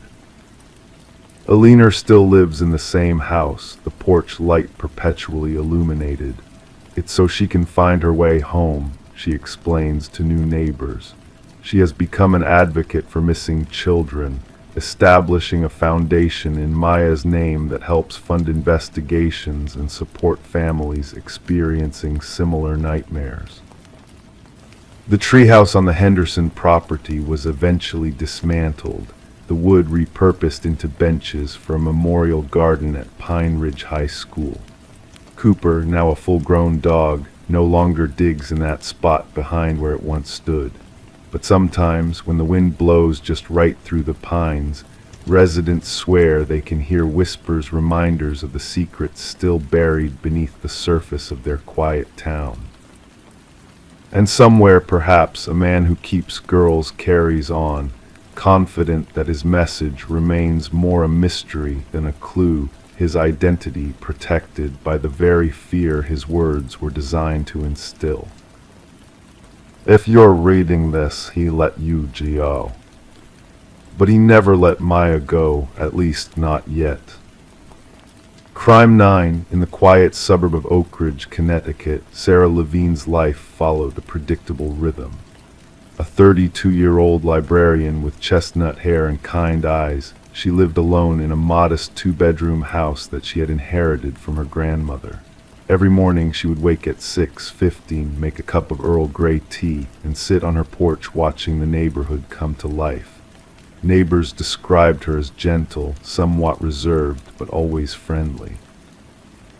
The kind of person who remembered birthdays and watered your plants when you were away. Sarah had moved to Oak Ridge 5 years earlier, after a divorce that friends said had left her wanting a fresh start. Her ex-husband Daniel had remained in Boston, and they rarely spoke. In Oak Ridge, Sarah had gradually built a life centered around her work at the local library, her small garden, and a close circle of friends who gathered for dinner every other Friday. She was someone who found joy in simple things, recalled Emma Carter, Sarah's colleague at the library. The arrival of new books would light her up like Christmas morning. She'd stay late organizing displays, making sure each book would find its reader. February 17th, 2023 began like any other winter Friday for Sarah. Security footage from the library showed her arriving at 8:47 a.m., wearing her usual navy blue coat and carrying a travel mug of tea.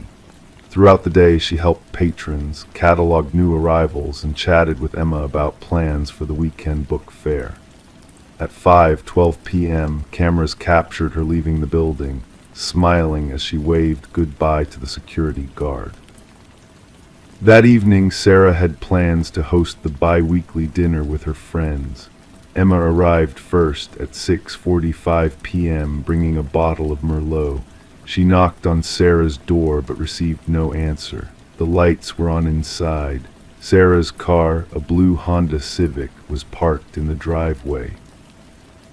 "I remember thinking maybe she was in the shower," Emma later told Detective James Harmon. "So I called her cell. I could hear it ringing inside the house." When the other two friends arrived, Michael Simmons and his wife Diane, they all became concerned. It wasn't like Sarah to forget their standing dinner plans, and even less like her not to answer her phone. After 30 minutes of knocking and calling, Michael used the spare key Sarah had given him for emergencies to enter the house. The scene inside presented a peculiar tableau that would confuse investigators for months to come. The dining table was set for 4 people. A pot of pasta sauce simmered on low heat on the stove. Sarah's phone lay on the kitchen counter, showing 7 missed calls. Her purse sat on the entryway bench. Nothing appeared disturbed or out of place. But Sarah was nowhere to be found.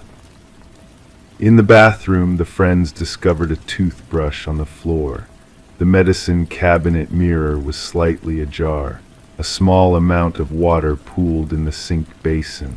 Most disturbing of all, tiny droplets of what forensics would later confirm was blood speckled the white porcelain. It wasn't much blood, Detective Harmon would explain in his case notes. Just enough to indicate something happened, but not enough to suggest serious injury. The friends called the police at 7:32 p.m. Officers arrived within 11 minutes. They conducted a thorough search of the property, but found no signs of forced entry, no evidence of a struggle beyond the bathroom scene, and no immediate indication of where Sarah might have gone. One detail stood out to Detective Harmon when he arrived at 8:15 p.m. Sarah's winter boots were still by the door, yet her coat was missing. The temperature outside was 29 degrees Fahrenheit.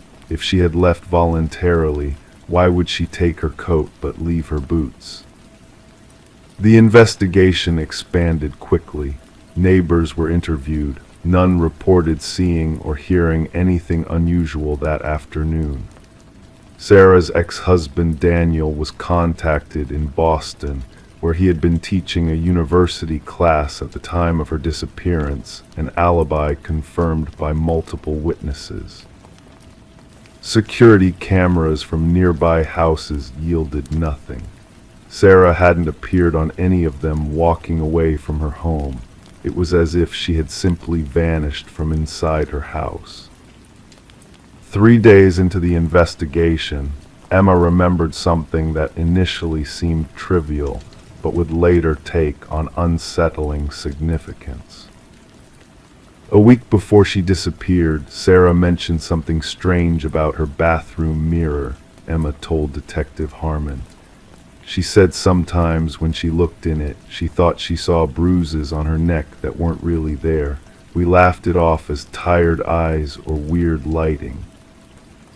Investigators returned to Sarah's bathroom and examined the medicine cabinet mirror more carefully.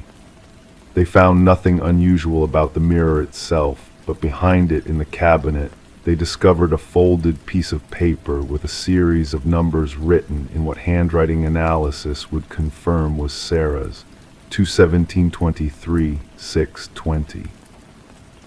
The date was the day she disappeared. The time was approximately when she would have arrived home from work. On day 5 of the investigation, police received the first significant lead. Sarah's library card had been used at a small branch library in Millfield, a town about 40 miles from Oak Ridge. Security footage showed a woman with similar build to Sarah, wearing a coat like hers, but the image was too grainy to make a positive identification. The woman kept her head down, face obscured by the coat's hood. Detective Harmon and his partner drove to Millfield the same day. The librarian who had been working remembered the woman. She didn't speak, he recalled, just slid the card across the counter and then browsed the local history section for about 30 minutes before leaving. The book she had been examining covered the history of an old psychiatric hospital that had operated in Millfield from 1907 to 1964. The facility, known as Lakeside Sanitarium, had been demolished in the 1970s, but its cemetery remained, unmarked graves of unclaimed patients on a wooded hillside on the outskirts of town. Police searched the cemetery but found nothing connecting it to Sarah. However, when they expanded their investigation into historical records of Lakeside Sanitarium, they discovered something chilling. Among its patients in the 1950s was a woman named Eleanor Levine. Further research confirmed Eleanor had been Sarah's great-aunt, her grandmother's sister, committed to Lakeside in 1953 at age 27. The reason for her commitment was listed as delusional disorder and self-harm tendencies. Eleanor had died at Lakeside in 1957, officially from pneumonia. When investigators obtained Eleanor's medical records, they found repeated mentions of a specific delusion. Eleanor claimed that sometimes her reflection would move independently of her and would show injuries that weren't on her actual body. She reported her reflection would try to communicate with her. The lead detective called Sarah's mother, who lived in Arizona. She confirmed that Sarah had been named after her great-aunt, though the family rarely spoke of Eleanor. When pressed, she reluctantly shared that mental illness had touched several generations of women in their family. 2 weeks after Sarah's disappearance, another library card use was detected, this time in Burlington, Vermont. Again, security footage showed a woman matching Sarah's description, face obscured, coat collar pulled high. She had been researching local waterways. On March 8, 2023, A hiker found a navy blue coat matching Sarah's along the shore of Lake Champlain. In the pocket was Sarah's library card. Extensive searches of the lake and surrounding areas yielded no further evidence. As months passed, sightings of a woman resembling Sarah were reported in small libraries across New England, always researching local history, always keeping her face hidden. Each time police arrived too late. The case took its strangest turn in September 2023, when Emma was going through old books in the Oak Ridge Library.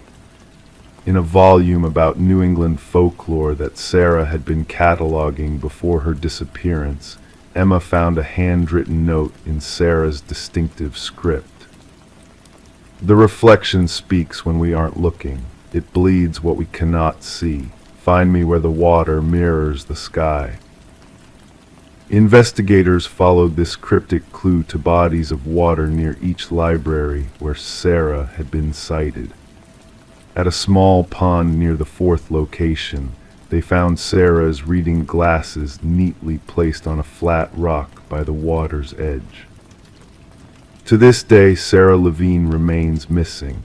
The investigation continues, but leads have grown cold. Emma visits Sarah's house every month to water the plants, convinced her friend will return.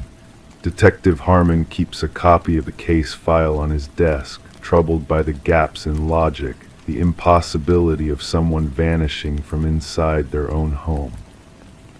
Some nights he finds himself staring at his own reflection, wondering what Sarah saw in hers that made her write down that specific date and time. Wondering what happens in the moment when a person looks into a mirror and sees something looking back that doesn't quite belong to them. The Oak Ridge Library has placed a small memorial shelf in Sarah's honor. On it sits a framed quote she had pinned above her desk. Every story needs a reader to make it real.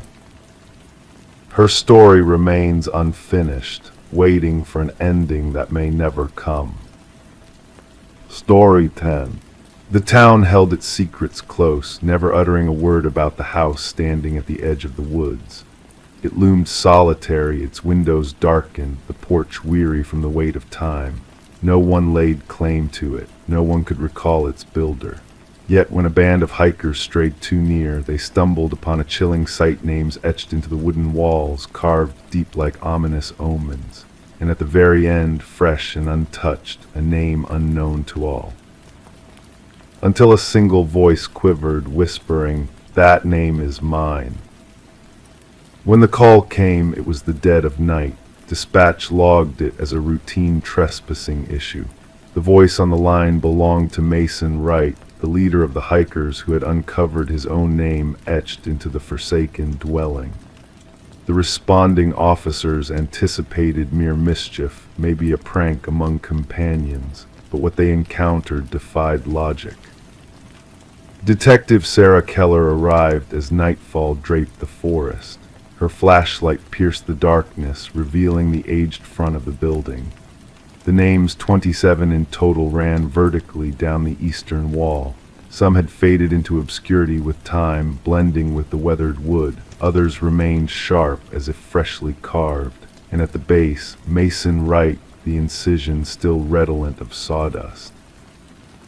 "I've never set foot here before," Mason declared, his breath materializing in the chilly air. "I cannot fathom how my name came to be known." The investigation commenced with thorough checks on each listed name. The findings sent shivers down the spines of the detective team. Every name belonged to an individual reported missing over the past 40 years. Some cases had grown cold, others remained open, but they all shared a chilling similarity: the vanished had been hiking alone.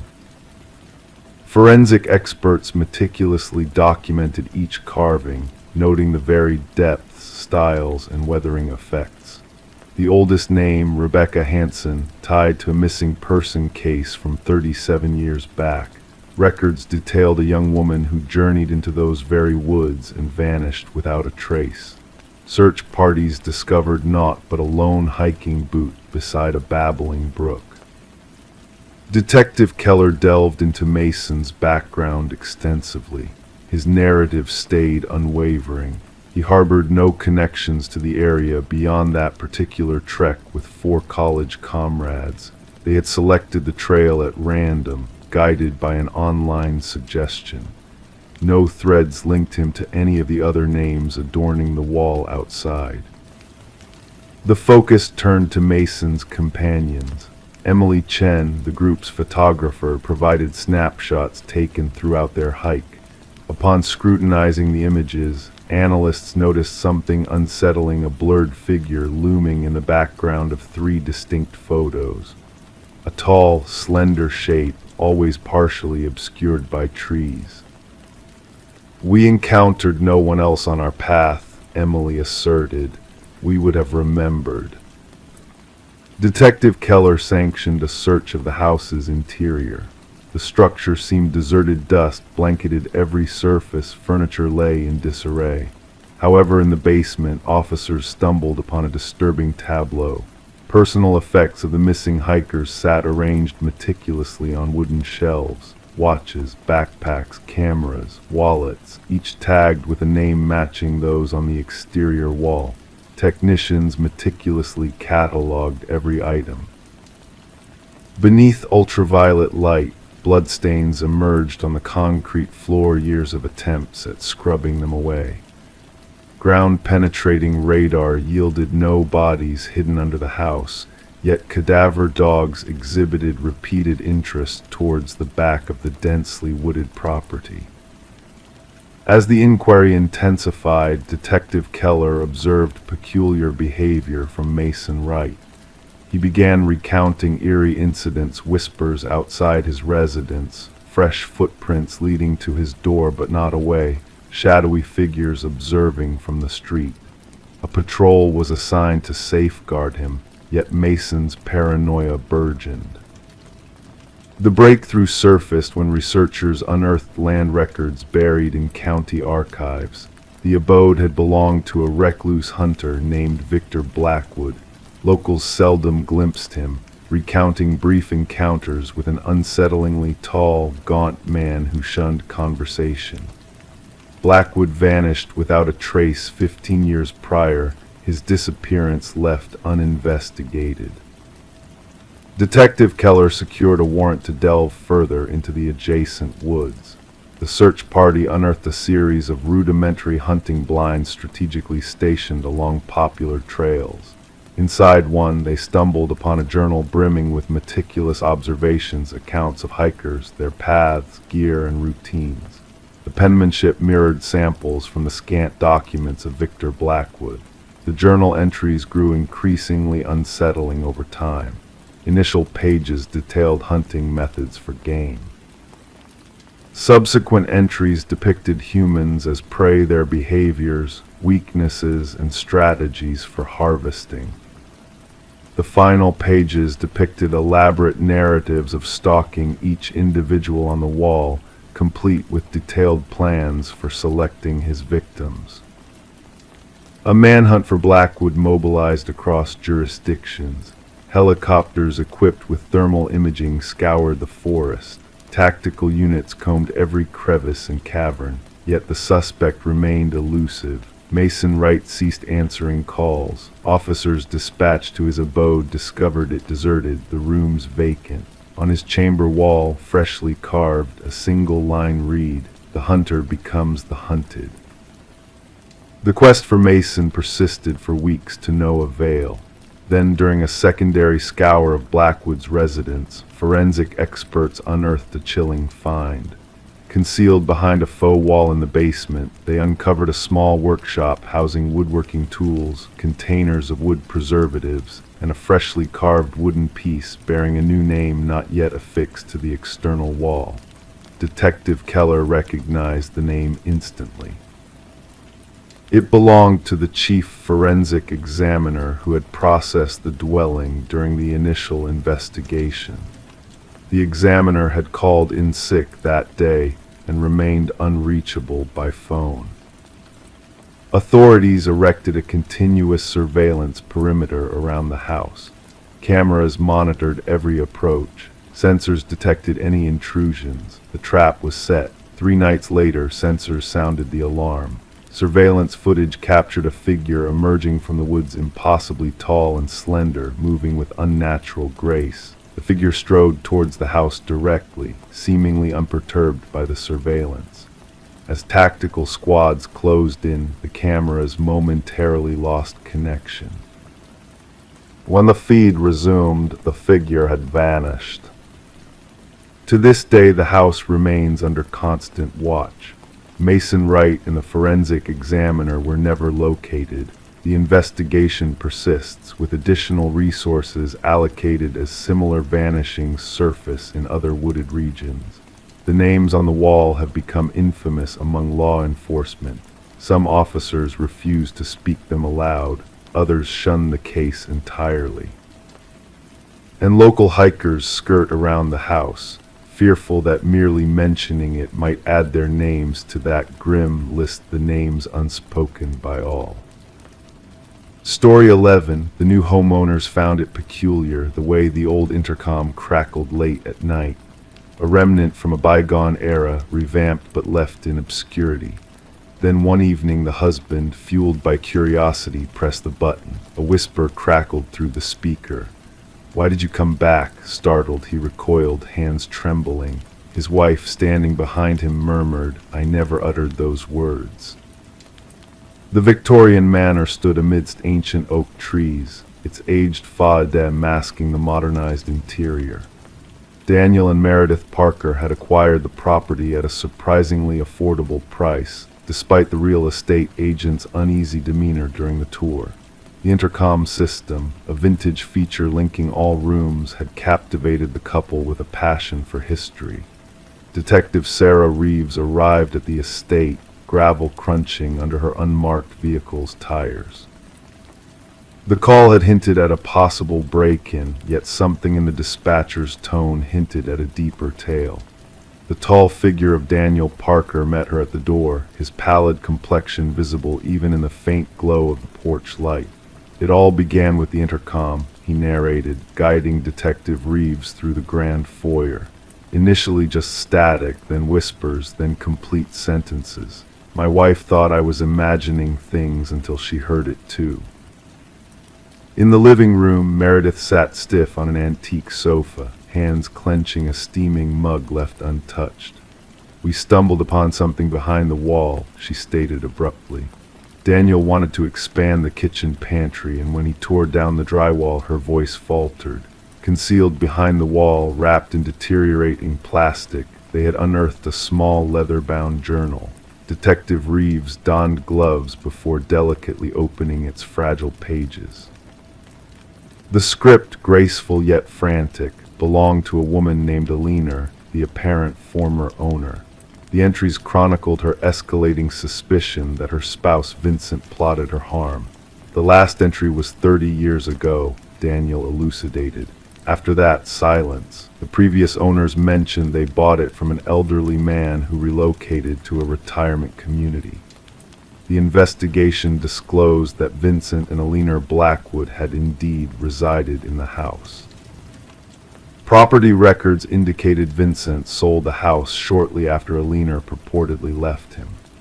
No divorce, no change of address, no financial activities in Alina's name post the final journal entry date. Detective Reeves mobilized a team to thoroughly inspect the property. Ground-penetrating radar unveiled anomalies beneath the garden shed's concrete foundation. As investigators breached the decades-old concrete, the truth emerged in the form of human remains. Forensic analysis confirmed the skeleton belonged to a woman in her 40s, showing signs of blunt force trauma to the skull. A gold wedding band found with the remains bore an inscription, "To Alina, my eternal love." The case against Vincent Blackwood swiftly solidified. Now elderly and residing in a care facility, his faculties were intact enough to grasp the charges against him. Confronted with the evidence, his response sent shivers down even the seasoned detective's spine. She wouldn't cease her chatter, Vincent uttered, his voice unsettlingly calm. Always speaking through that accursed intercom, monitoring me, interrogating me. I disconnected it, but she rewired it herself. Claimed she wished to always reach me wherever I was in the house. He glanced up, eyes vacant. I just craved silence. During his admission, Vincent disclosed how he meticulously crafted the narrative of Alina deserting him, even sending postcards to neighbors from different locales, penned in forged handwriting. He had inhabited the house for years thereafter, walking daily over the concrete where his wife lay buried. The trial was brief, with Vincent pleading guilty to murder. The presiding judge noted the premeditated nature of the crime and the decades of deceit that ensued. Daniel and Meredith eventually sold the house, unable to stay after uncovering its grim past. Before departing, they held a memorial for Alina in the restored garden post-investigation. The intercom system was removed during renovations by the subsequent owners. Workers reported hearing static and whispers during the extraction process, attributing it to their power tools interference. Detective Reeves revisited the Blackwood case file one final time before its archival. As she shut the manila folder, she pondered how the house itself seemed to transcend time to unveil its secret. Justice had finally caught up with Vincent Blackwood, courtesy of Alina finding a means to make herself heard. The case became renowned among local law enforcement as the house that answered back. Occasionally, Detective Reeves would pass the property on her way home. She never halted, but she'd slow down, window slightly ajar, listening for whispers carried by the breeze. Story 12. The ancient chest lay hidden beneath layers of forgotten clutter in the attic, a relic abandoned by the previous inhabitants of the house. Within its time-worn confines were faded snapshots, capturing moments of joy and togetherness from birthdays and family gatherings, harmless scenes of the past. Harmless, that is, until she reached the final photograph. In that picture, taken in her own living room, the familiar couch and curtains bore witness to a family she did not recognize. And lurking in the shadows of the hallway behind them stood a figure, a man, watching silently. Rebecca shivered as she examined the chilling image, her fingers trembling ever so slightly, causing the edges of the photograph to quiver. The family in the photograph, a woman with honey blonde locks, a bespectacled man, and two children, smiled obliviously at the camera, unaware of the ominous presence just a few steps away. Frozen in a moment of happiness, they were blissfully ignorant of the danger that loomed nearby. Descending the creaking wooden stairs, Rebecca felt the weight of the house pressing in on her, suffocating her with its emptiness. Placing the photograph on the kitchen counter, she scrutinized it under the harsh glare of the fluorescent light. The eerie resemblance between her home and these unknown faces was undeniable. The archway, the ornate molding, the bay window basking in the morning light. This was her sanctuary, yet these strangers had made it their own. A weathered detective, clad in a worn leather jacket that whispered of past investigations, arrived on the scene. Detective Morgan's sharp eyes missed nothing as he studied the photograph with a methodical gaze. Running a gloved finger along the edge of the Polaroid, he turned it over to find a blank back. "What do you know about the previous owners, the Nelsons?" Morgan's voice rumbled low. Rebecca confessed, "Very little. They had already moved out when I bought the house." Nodding thoughtfully, Morgan requested, "May I borrow this? Our team might be able to identify the family in the photo." The investigation commenced quietly. Rebecca delved into the history of the house's previous occupants, tracing back through the Nelsons to the Crawfords and the Mornos. Detective Morgan painstakingly combed through property records, interviewed former neighbors, and pieced together a timeline of residents. A breakthrough arrived unexpectedly. A retired mail carrier recognized the family in the photograph as the Sutherlands. They vanished without a trace, he affirmed. Just disappeared one day, leaving everything behind. 4 people gone without a trace, no forwarding address, no paper trail. It was as if they had evaporated into thin air. Forensic analysis dated the photograph to 15 years prior. The technician pointed out subtle details, the suspended dust motes, the unnatural stillness of the subjects. This was taken with a self-timer, she elucidated. They were posed deliberately. But if the Sutherlands had set up the camera, who was the mysterious figure in the hallway? Enhanced imaging unveiled more about the enigmatic presence. Tall male, dressed in dark attire. His face remained obscured, but his intent gaze bore into the viewer. He seemed at ease, as though he belonged there, as though he had every right to inhabit that space. Detective Morgan uncovered a disturbing pattern. Before the Sutherlands, another family had resided in the house for precisely a year before vanishing, and before them, another. 5 families over 5 years, all disappearing without a trace after 1 year of residency. Rebecca had been in the house for 4 months. As the investigation delved deeper, historical building records emerged. The house had been designed by a respected architect, but the original project manager had vanished before completion. His replacement, Samuel Whitfield, had finalized the construction. A single photograph of Whitfield, a gaunt man with piercing eyes, was discovered in police archives. When digitally aged and compared to the figure in the Polaroid, the resemblance was uncanny. However, Samuel Whitfield had reportedly perished in a construction accident shortly after the house's completion, his body lost in the ruins of another site. The basement became the focal point of the inquiry. Ground-penetrating radar unveiled anomalies beneath the concrete floor, strange fluctuations in density. When the jackhammers breached the surface, a putrid stench assailed their senses. Beneath layers of soil and concrete, they unearthed the missing families, each one perfectly preserved as if frozen in time. Among their possessions was a camera, the very camera that had captured the chilling snapshot in the attic.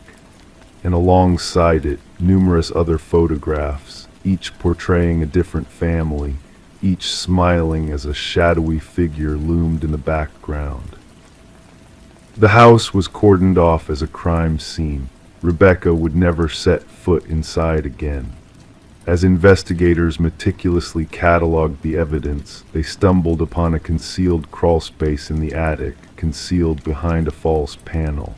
Inside lay a small cot, photography equipment, and a journal brimming with meticulous observations of the families who had resided there. The final entry, dated a mere 3 days prior, read, "The new one is different. She discovered my photograph too soon. I must expedite my plans." Under police protection, Rebecca sought refuge in a hotel. One restless night, a call roused her from uneasy slumber. On the line, only the sound of breathing. Then a click, followed by the mechanical whir of a Polaroid camera ejecting a photo into the darkness. The investigation continues to this day. The house remains silent, its windows shrouded in shadows, concealing untold secrets. Samuel Whitfield, if that was his real name, remains elusive. Some speculate he perished long ago, while others insist he merely relocated, assuming a new identity in a new abode. And somewhere in a dimly lit room, photographs develop, capturing new families, new dwellings, new watchers in the shadows. One thing is certain.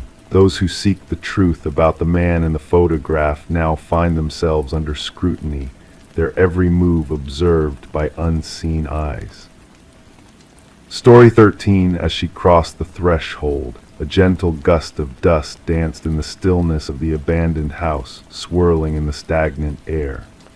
Years of neglect had draped the furniture in ghostly sheets, the peeling walls whispering tales of forgotten memories. Each step she took felt like a frozen moment in time, a surreal journey into the past that held a peculiar mystery.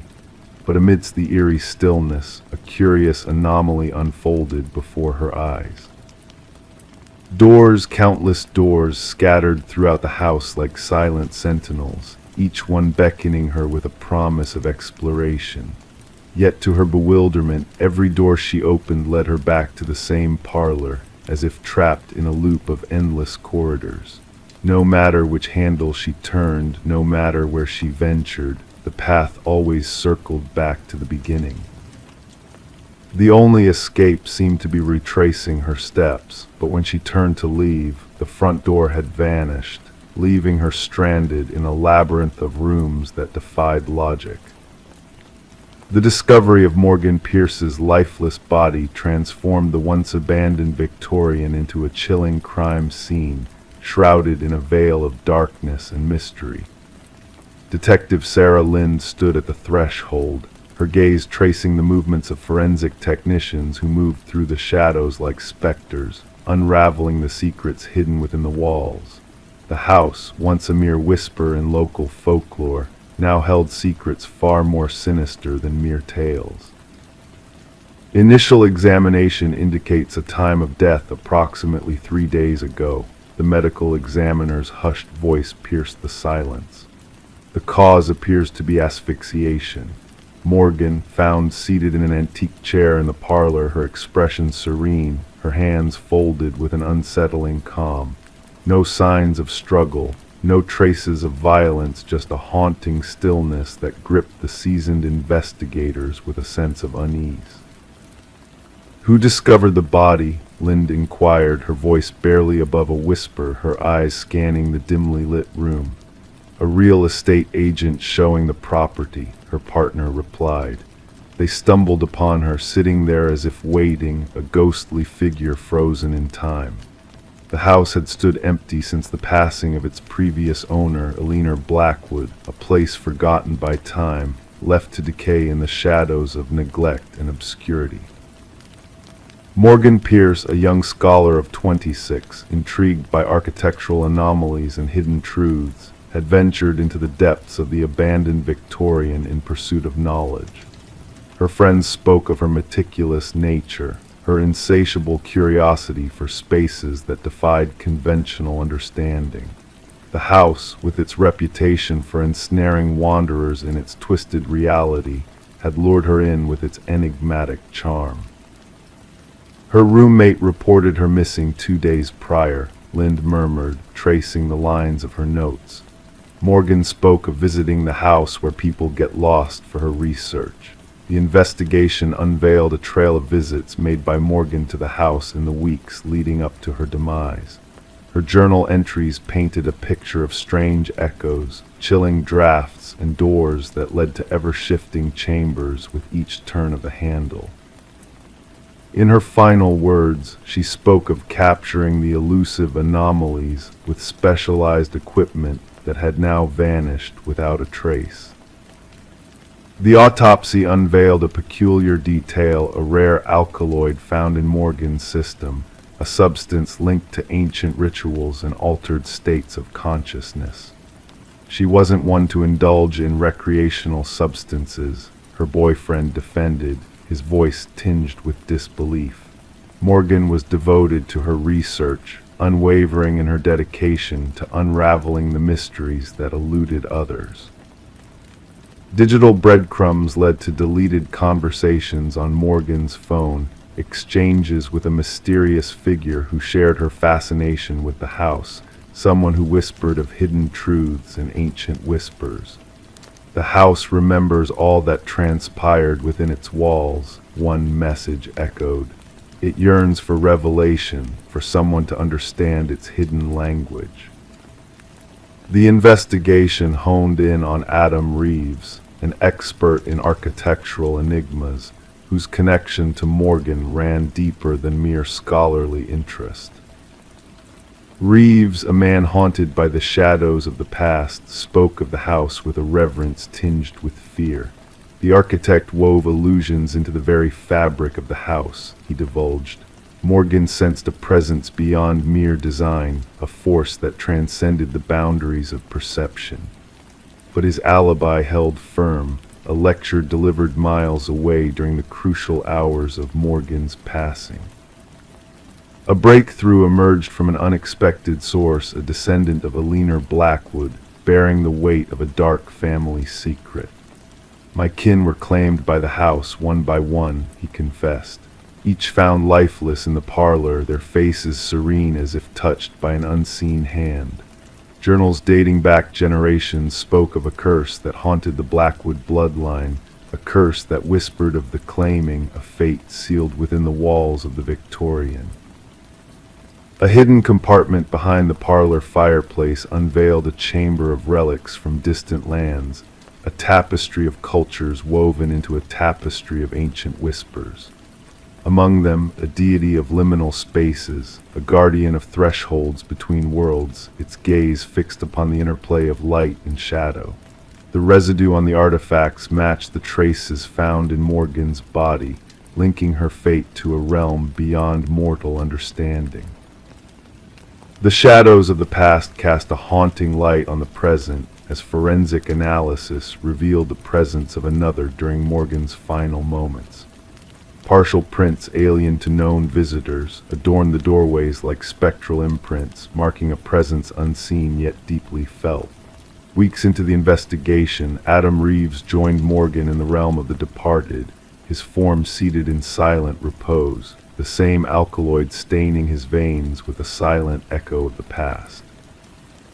Clutched in his hand, a key that unlocked the hidden chamber, a gateway to the heart of the mystery that eluded the living.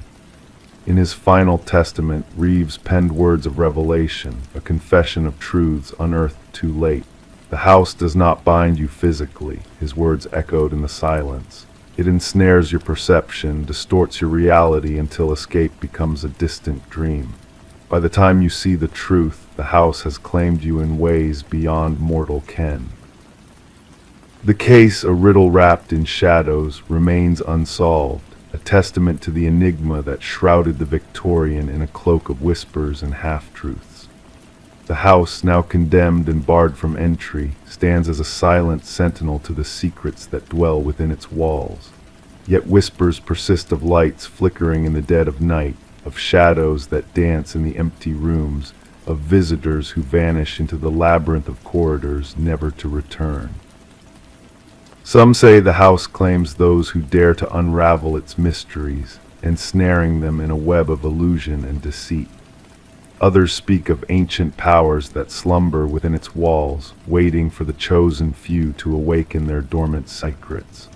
The truth, a fleeting specter in a house where doors lead to nowhere and time stands still, remains veiled in the mysteries of the night, a tale waiting to be whispered into the darkness.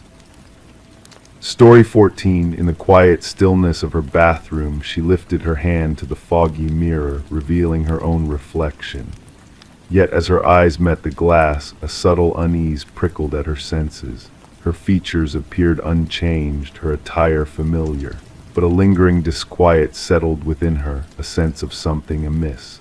A flicker of movement caught in the corner of her vision, a presence unseen but felt.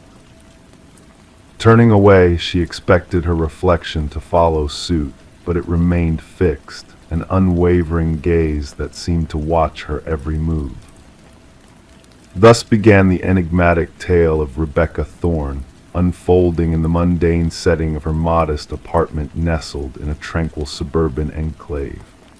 Known for her meticulous nature and reserved demeanor, Rebecca led a solitary existence, her interactions limited to polite exchanges with neighbors.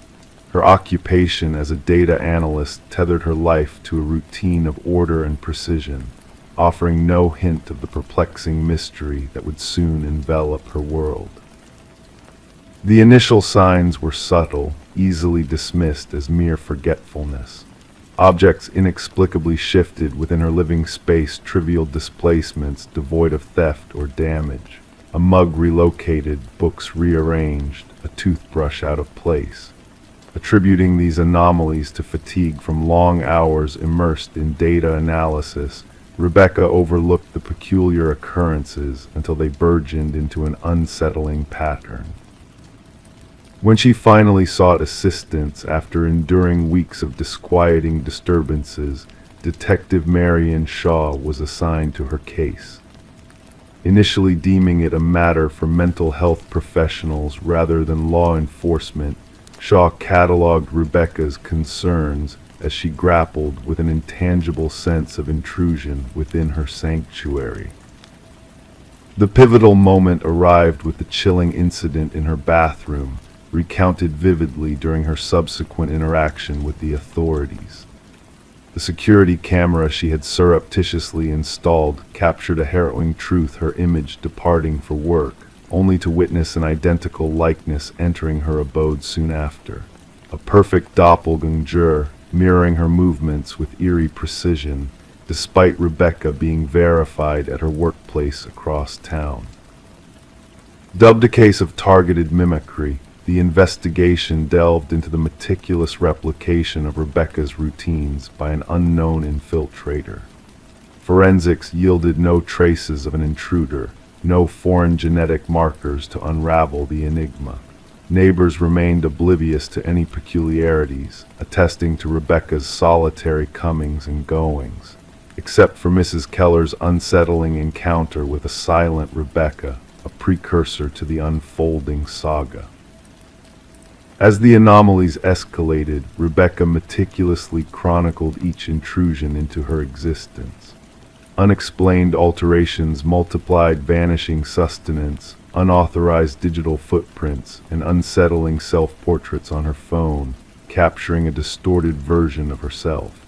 Expressing her escalating distress to Detective Shaw, Rebecca voiced her mounting apprehension of a malevolent force intent on destabilizing her reality. A breakthrough emerged when a surveillance pattern was discerned in the mimic's incursions, coinciding with Rebecca's predictable absences for prearranged engagements. The semblance of a fixation emerged, a delusional obsession with assimilating Rebecca's identity entirely, a notion corroborated by a forensic psychologist versed in such rare psychological phenomena. The unsettling puzzle crystallized with Rebecca's revelation of a former colleague, Lily Winters, whose unsettling fixation on their perceived similarities culminated in a disturbing obsession. A court-sanctioned search of Lily's residence unveiled a chilling shrine dedicated to Rebecca, exposing a meticulous emulation of her existence down to the minutest detail. Upon confronting the evidence of Lily's deranged aspirations, Rebecca realized the gravity of her peril, a realization of being supplanted by an insidious shadow. Lily's abrupt disappearance postulated a chilling denouement, culminating in her seamless usurpation of Rebecca's identity, evading capture and plunging the investigation into a disquieting abyss. The chilling crescendo unfolded as a spectral specter of Rebecca was sighted within her former workplace, her likeness infiltrating the sanctum of her past life. The revelation dawned Lily had consummated her audacious coup, seamlessly assuming Rebecca's mantle while the authentic persona languished in seclusion.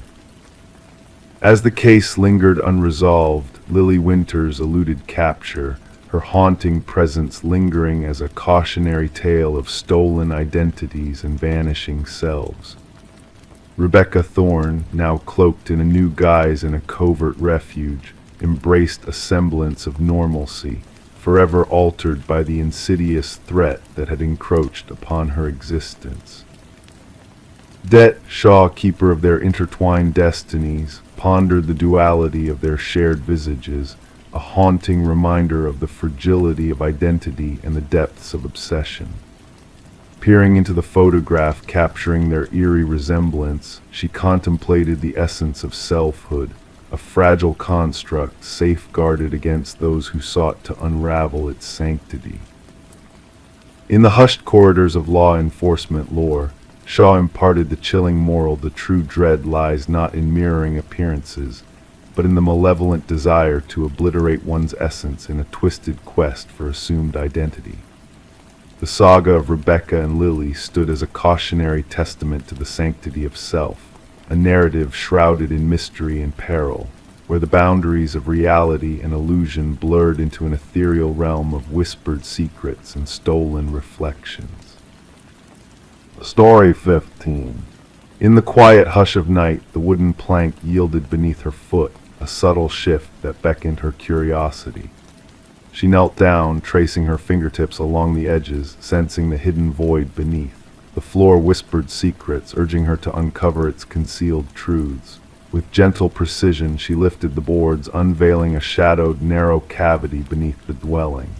At first, only dust and cobwebs greeted her gaze, but as her eyes adjusted to the dimness, shapes emerged from the darkness. A mattress, a solitary chair, and nestled in the corner, a weathered notebook adorned with her name scrawled repeatedly across its pages. Detective Morgan Reed stood stoically behind Sarah Coleman, observing as she peered into the abyss beneath her newfound abode. The fear etched in Sarah's eyes transcended mere surprise. It resonated with a deeper violation, an intrusion of malevolence into what should have been a sanctuary of new beginnings. Touch nothing further. Detective Reed's voice resonated calmly, yet resolutely through the stillness. Clicking on her flashlight, she bathed the hidden chamber in light, revealing walls plastered with surveillance photographs, snapshots of Sarah's daily routines, captured in eerie detail. A shrine of obsession concealed beneath the floorboards, a sinister testament to a clandestine watcher. Sarah had acquired the quaint cottage from the estate of Walter Green, an elderly recluse who had passed away, leaving no kin behind. The property had sat vacant for months before Sarah's arrival, its history shrouded in silence. The real estate listings had painted it as charming and ripe for renovation, omitting any hint of the sinister lurking beneath the surface. "I never met him, the previous owner," Sarah murmured, her voice barely a whisper. The neighbors spoke of his reclusive nature. "I was told the basement access had been sealed off long ago. That's what the inspection report had stated." The scene unfolded as crime scene investigators descended upon the cottage, their equipment clattering against the wooden floors. Methodically, they documented every detail, retrieving the mattress, the chair, and the ominous notebook from the hidden recesses. Forensic scrutiny unveiled a plethora of fingerprints, all belonging to the deceased Walter Green. However, it was the timeline painstakingly reconstructed by investigators that sent shivers down their spines. Records and dated photographs suggested Walter had fixated on Sarah for a span of at least 3 years before his demise, shadowing her every step unnoticed. The progression of fixation often escalates, the department psychologist mused during a debriefing. From fantasy to meticulous planning, the concealed chamber implies a preparation for something more direct. Detective Reed's inquiry took an unforeseen twist upon interviewing Walter's former colleague from the local shopping center maintenance staff. The man's demeanor betrayed unease, his fingers fidgeting with his wedding band throughout their exchange. Walter spoke of her occasionally, he confessed. Claimed she reminded him of someone. I assumed it was harmless infatuation. I never imagined. His voice trailed off, gaze fixed upon his hands. Reed obtained a warrant to probe Walter's workplace locker, left untouched posthumously. Within it lay a key unmatching any household locks. Tracing its serial number led them to a storage unit registered in Walter's name. The metallic door groaned open, revealing a meticulous replica of Sarah's former abode furniture, decor, even a mannequin donning a wig mirroring Sarah's hair. A calendar marked with a date, 1 week post Walter's demise, bore a circled day inscribed with a chilling proclamation: together. The investigation unveiled Walter's institutionalization in his youth due to an infatuation with a teacher, diagnosed with erotomania, a delusional fixation on a person who does not reciprocate the feelings. Released into society, Walter's obsession lay dormant until Sarah unwittingly ignited its flames. Spread across the conference table were crime scene photographs, a visual testament to Walter's distorted reality. In his mind, he believed in a destined connection between them, Reed explained solemnly. Could she have encountered him unknowingly, a trigger that set off his fixation? A fellow detective inquired. Reed shook her head. No evidence suggests such an encounter. Sometimes obsessions require the slightest spark, a passing smile, a lingering gaze. For an individual with his history, that could be enough. Sarah made the decision to relinquish the house, the specter of Walter's presence rendering it inhospitable. During the final walkthrough with her realtor, she stood in the living room, enveloped in her own arms. "I can't help but wonder what might have unfolded if he hadn't passed when he did," she murmured softly. "How long would I have dwelt here, oblivious to his watchful eye, unaware of the secrets hidden beneath my very feet?"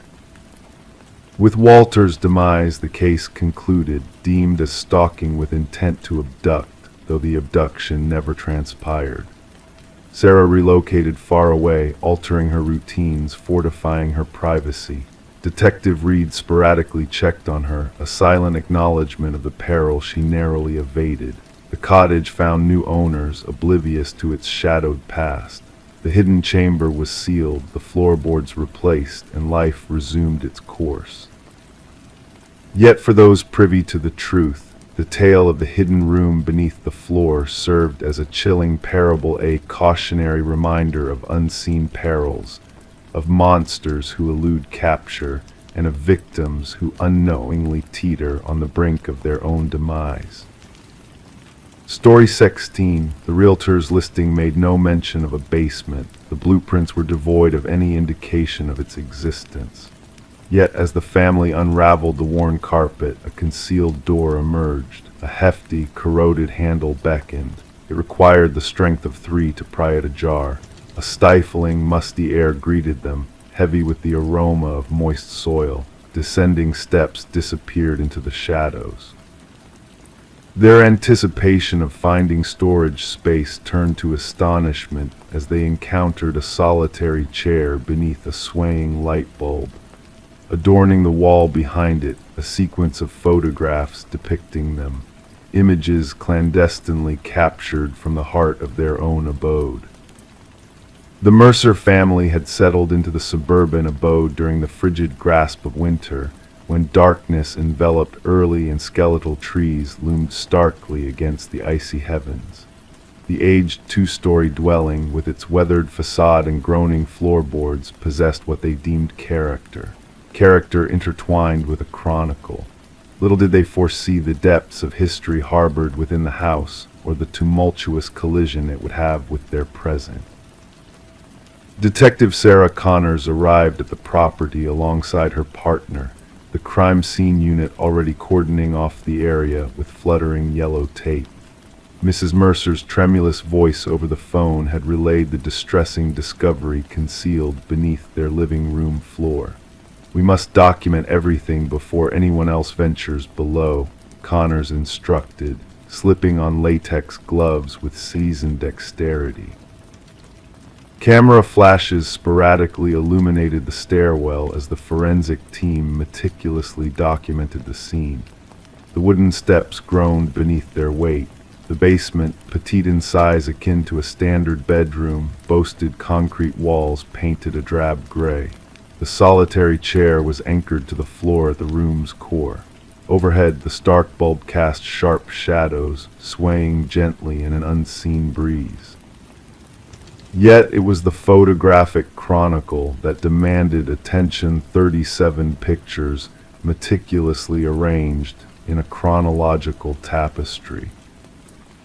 These date back nearly 4 weeks, Connor's partner remarked, scrutinizing the timestamps inscribed on the reverse of the prints.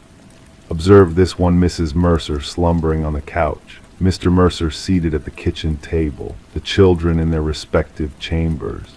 The investigation unveiled no traces of forced entry, no shattered windows or tampered locks. The security system had remained undisturbed. Nothing had been pilfered. Only privacy had been violated, along with any semblance of security the family had harbored. Forensic analysis unveiled multiple fingerprints throughout the basement, most traced back to former proprietors of the dwelling. Records disclosed that the house had changed hands 6 times over the preceding decade, each family departing within a year, subsequently vending the property at diminishing prices. None had divulged the existence of a basement. "We must interview every former owner," Connors directed, perusing her notepad. The case grew increasingly disconcerting as they retraced the property's history. Discrepancies within the property documents emerged: blueprints revised between sales, permits submitted then retracted, inspection reports heavily redacted. A breakthrough materialized once they interrogated the contractor who had revamped the house 7 years prior. His countenance drained of color upon being shown photographs of the basement. "That chamber is non-existent," he maintained, hands trembling. "I stripped that place down to its foundation. There was no basement, no door, nothing beneath the living room save for soil and concrete." Digital forensics extracted data from the concealed memory card nestled within the light fixture. Numerous additional images adorned their evidence boards, not only of the Mercers, but of preceding families. Offspring slumbering, parents disputing, intimate instances, mundane routines, all captured by an intruder who had no right to be there. The case plunged into a darker realm upon the recovery of audio files from a weatherproof box buried within the basement's recesses. Voice recordings of conversations held in the master bedroom, the kitchen, the living room. The audio quality hinted at sophisticated microphones surreptitiously stationed throughout the residence, though none were initially uncovered. "We must dismantle every wall," Connors directed, her tone taut with urgency. "Probe inside the air ducts, light fixtures, electrical outlets. The individual responsible for this has been surveilling these families for years." Discovered behind the photographic wall, investigators happened upon a narrow passageway leading to a modest monitoring station. A desk, a chair, a laptop wired to an array of wireless cameras. Journal, its pages brimming with fastidious observations of every family that had dwelt within the house. Their routines, their schedules, their disagreements, their vulnerabilities. The script mirrored the handwriting of the property's original architect, a man named Edward Kelvin. Reports indicated his demise during the house's construction, a detail that grew increasingly dubious as the inquiry unfolded. No official death certificate had ever been filed. No funeral arrangements orchestrated. Edward Kelvin had simply evaporated from public records. The concluding entries within the journal escalated in their erratic nature. Phrases like "they never glanced downward" and "they never discerned me" recurred incessantly. The ultimate page bore a lone sentence: "The subsequent family arrives tomorrow." Analysis of fingerprints corroborated what detectives had begun to suspect: Edward Kelvin had never vacated the house he had erected. He had merely retreated into its concealed recesses, constructing a labyrinth of vantage points from which to observe the families who erroneously believed they dwelled in solitude. The manhunt spanned 3 days. They discovered him huddled within a crawlspace amidst the second-floor bedrooms, his physique lean and sinewy, acclimatized to navigating the narrow passages he had carved within the walls. His eyes blinked in the glare of the torch beams, unaccustomed to direct illumination. During interrogation, Kelvin spoke of the families as if they were characters in his personal drama. He delineated watching them with the detached impartiality of a scientist monitoring subjects. He had never physically engaged with them, never filched from them, never directly meddled in their lives. He had merely observed, recorded, documented. "They welcomed me in," he informed investigators, his voice soft and rational. "They affixed their signatures to the contracts. They became mine." The psychiatric evaluation concluded that Kelvin was afflicted by severe delusions, perceiving himself as the custodian of the house rather than an intruder. The families were transient lodgers in what he viewed as his enduring abode. The Mercer family never returned to the premises.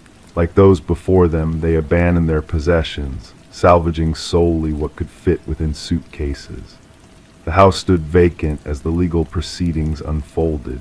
The trial unveiled the extensive expanse of Kelvin's surveillance network, hidden chambers accessible solely through crawl spaces, observation points woven into the very fabric of the structure, all meticulously calculated prior to the laying of the initial brick.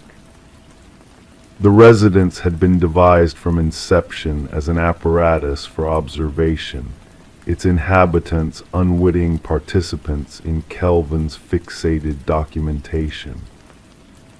When the jury rendered their verdict, Kelvin evinced no reaction.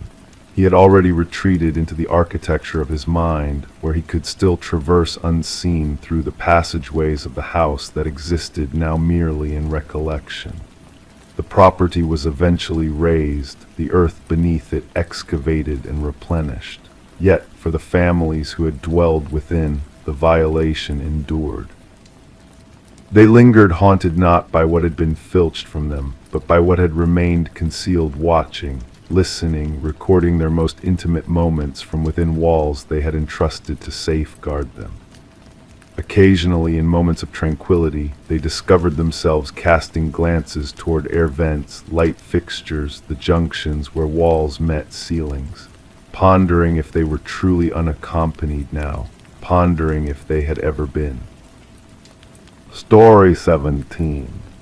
The tale begins in a quaint costume shop, its doors closing for the final time as old inventory found new homes.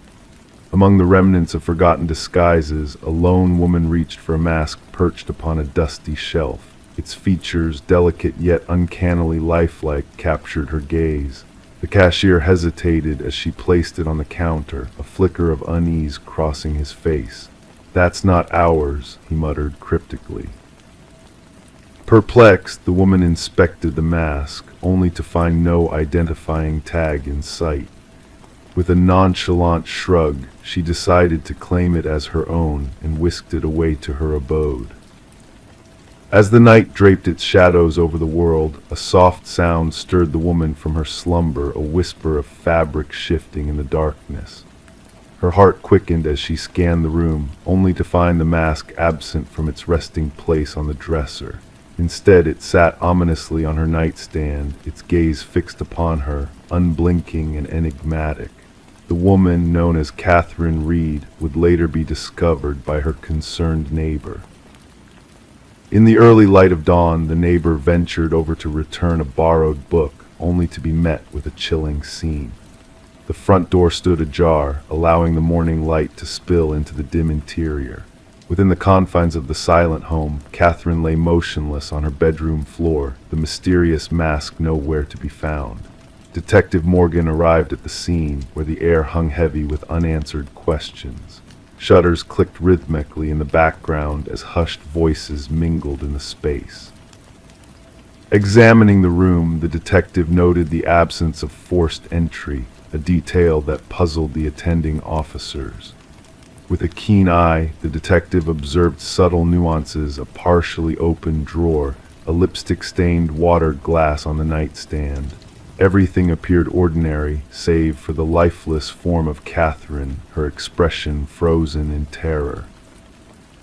The medical examiner, his features grave, could offer no immediate explanation for Catherine's demise.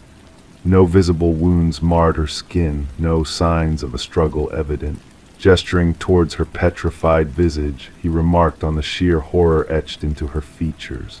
The detective knelt beside the fallen woman, whispering in realization, something frightened her to the brink of death.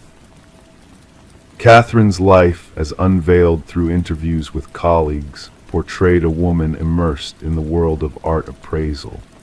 Known for her meticulous nature and unwavering dedication to authenticity, she possessed a discerning eye for detecting forgeries. Could this very talent have inadvertently led to her untimely end? A pivotal moment in the investigation emerged when security footage from the costume shop unearthed a perplexing interaction. The cashier's genuine confusion regarding the mask raised eyebrows, prompting a closer examination of its origins. Visiting the now desolate shop, the detective confronted the owner, who nervously divulged the mask's enigmatic history. This mask had materialized during a clearance sale, its origins shrouded in mystery. It had never been part of the shop's inventory, a fact that puzzled all who encountered it. The owner reluctantly confessed to sporadic occurrences of such peculiar items surfacing after acquiring pieces from the estate of a deceased collector embroiled in strange circumstances. A breakthrough in the case arrived when forensics unearthed microscopic fibers embedded in Catherine's fingertips. These unusual fibers, a blend of human hair and an unidentified organic substance, confounded experts. Their origin remained elusive, failing to match any known database. The investigation took a chilling turn upon delving into records of similar deaths spanning decades. Each victim had acquired an enigmatic mask before meeting their demise, their expressions etched in unadulterated terror. The retired detective, a repository of past mysteries, shed light on a sinister revelation. Seated in a dimly lit room, the retired detective disclosed a macabre detail, a collection of ancient symbols inscribed inside each mask. Believed to be linked to a ritual entailing soul transference, these symbols hinted at a malevolent force at play. A newfound journal hidden within Catherine's dwelling unveiled her descent into fear and paranoia. Catherine's final entries chronicled her unsettling discoveries, the mask's unsettling movements, the haunting symbols within, and the realization that each mask claimed a life before moving on. The chilling truth emerged. An entity sought new hosts through these cursed masks, perpetuating a cycle of death spanning centuries. The detective pieced together the evidence, culminating in the medical examiner's revelation of Catherine's cause of death: cardiac arrest induced by sheer terror. But what could provoke such paralyzing fear? Surveillance footage from a neighboring residence unveiled a ghastly sight: a figure cloaked in darkness, donning a mask reminiscent of Catherine's features. A sense of foreboding settled over the investigators as they issued an alert for the missing mask, only to be met with silence. Months later, rumors surfaced of a peculiar mask surfacing in a distant vintage shop, evading capture once more. The case, shrouded in mystery, remained unsolved, leaving behind a trail of unanswered questions. The detective safeguarded Catherine's journal, a testament to the unfathomable truth lurking in the shadows. In the stillness of the night, she would awaken, a lingering sense of being observed permeating the air. With trembling hands, she would secure her abode, dreading the day the mask resurfaced, seeking a new vessel to ensnare in its sinister cycle of death and transference. The mask, a malevolent entity hungry for souls, lingered in the periphery, awaiting its next unwitting victim. Story 18: The Enigmatic Calf Conundrum. The calf had been his sanctuary for countless mornings, a place of solitude and routine. Every day he would occupy the same table, order the same black coffee without a hint of sweetener, and envelop himself in a cocoon of silence. The barista recognized his face, a familiar presence in the bustling calf, yet his name remained a mystery to all. Then one fateful day he failed to make his usual appearance. Concerned regulars whispered amongst themselves, the absence of the enigmatic man casting a shadow over the familiar surroundings. When the authorities intervened and ventured to his customary spot, all they found was a forgotten wallet, abandoned on the table. Within the wallet lay a driver's license bearing a photograph, but where a name and address should have resided, there was only a vacant space, a void where his identity ought to have been. Reviewing the security footage, Detective Sarah Mercer was confounded by what she witnessed. The man, now dubbed John Doe in the investigative records, had indeed entered the calf, taken his seat, but had inexplicably vanished into thin air, never to emerge. Furrowing her brow, Mercer studied the surveillance footage intently, her fingers tracing patterns on the cold metal table. John Doe, an unassuming figure in the sea of patrons, had exhibited no peculiarities that would foreshadow his vanishing act. Clad in a nondescript navy coat, his features blending seamlessly into the background, he had entered the calf with purpose, only to slip into the realm of the unknown. "Replay it once more," Mercer requested of the tech specialist.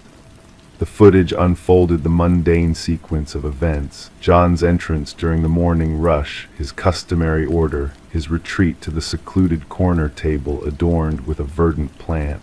There he engaged in his familiar ritual scribbling in a notebook, stealing glances out the window, all while nursing his untouched coffee.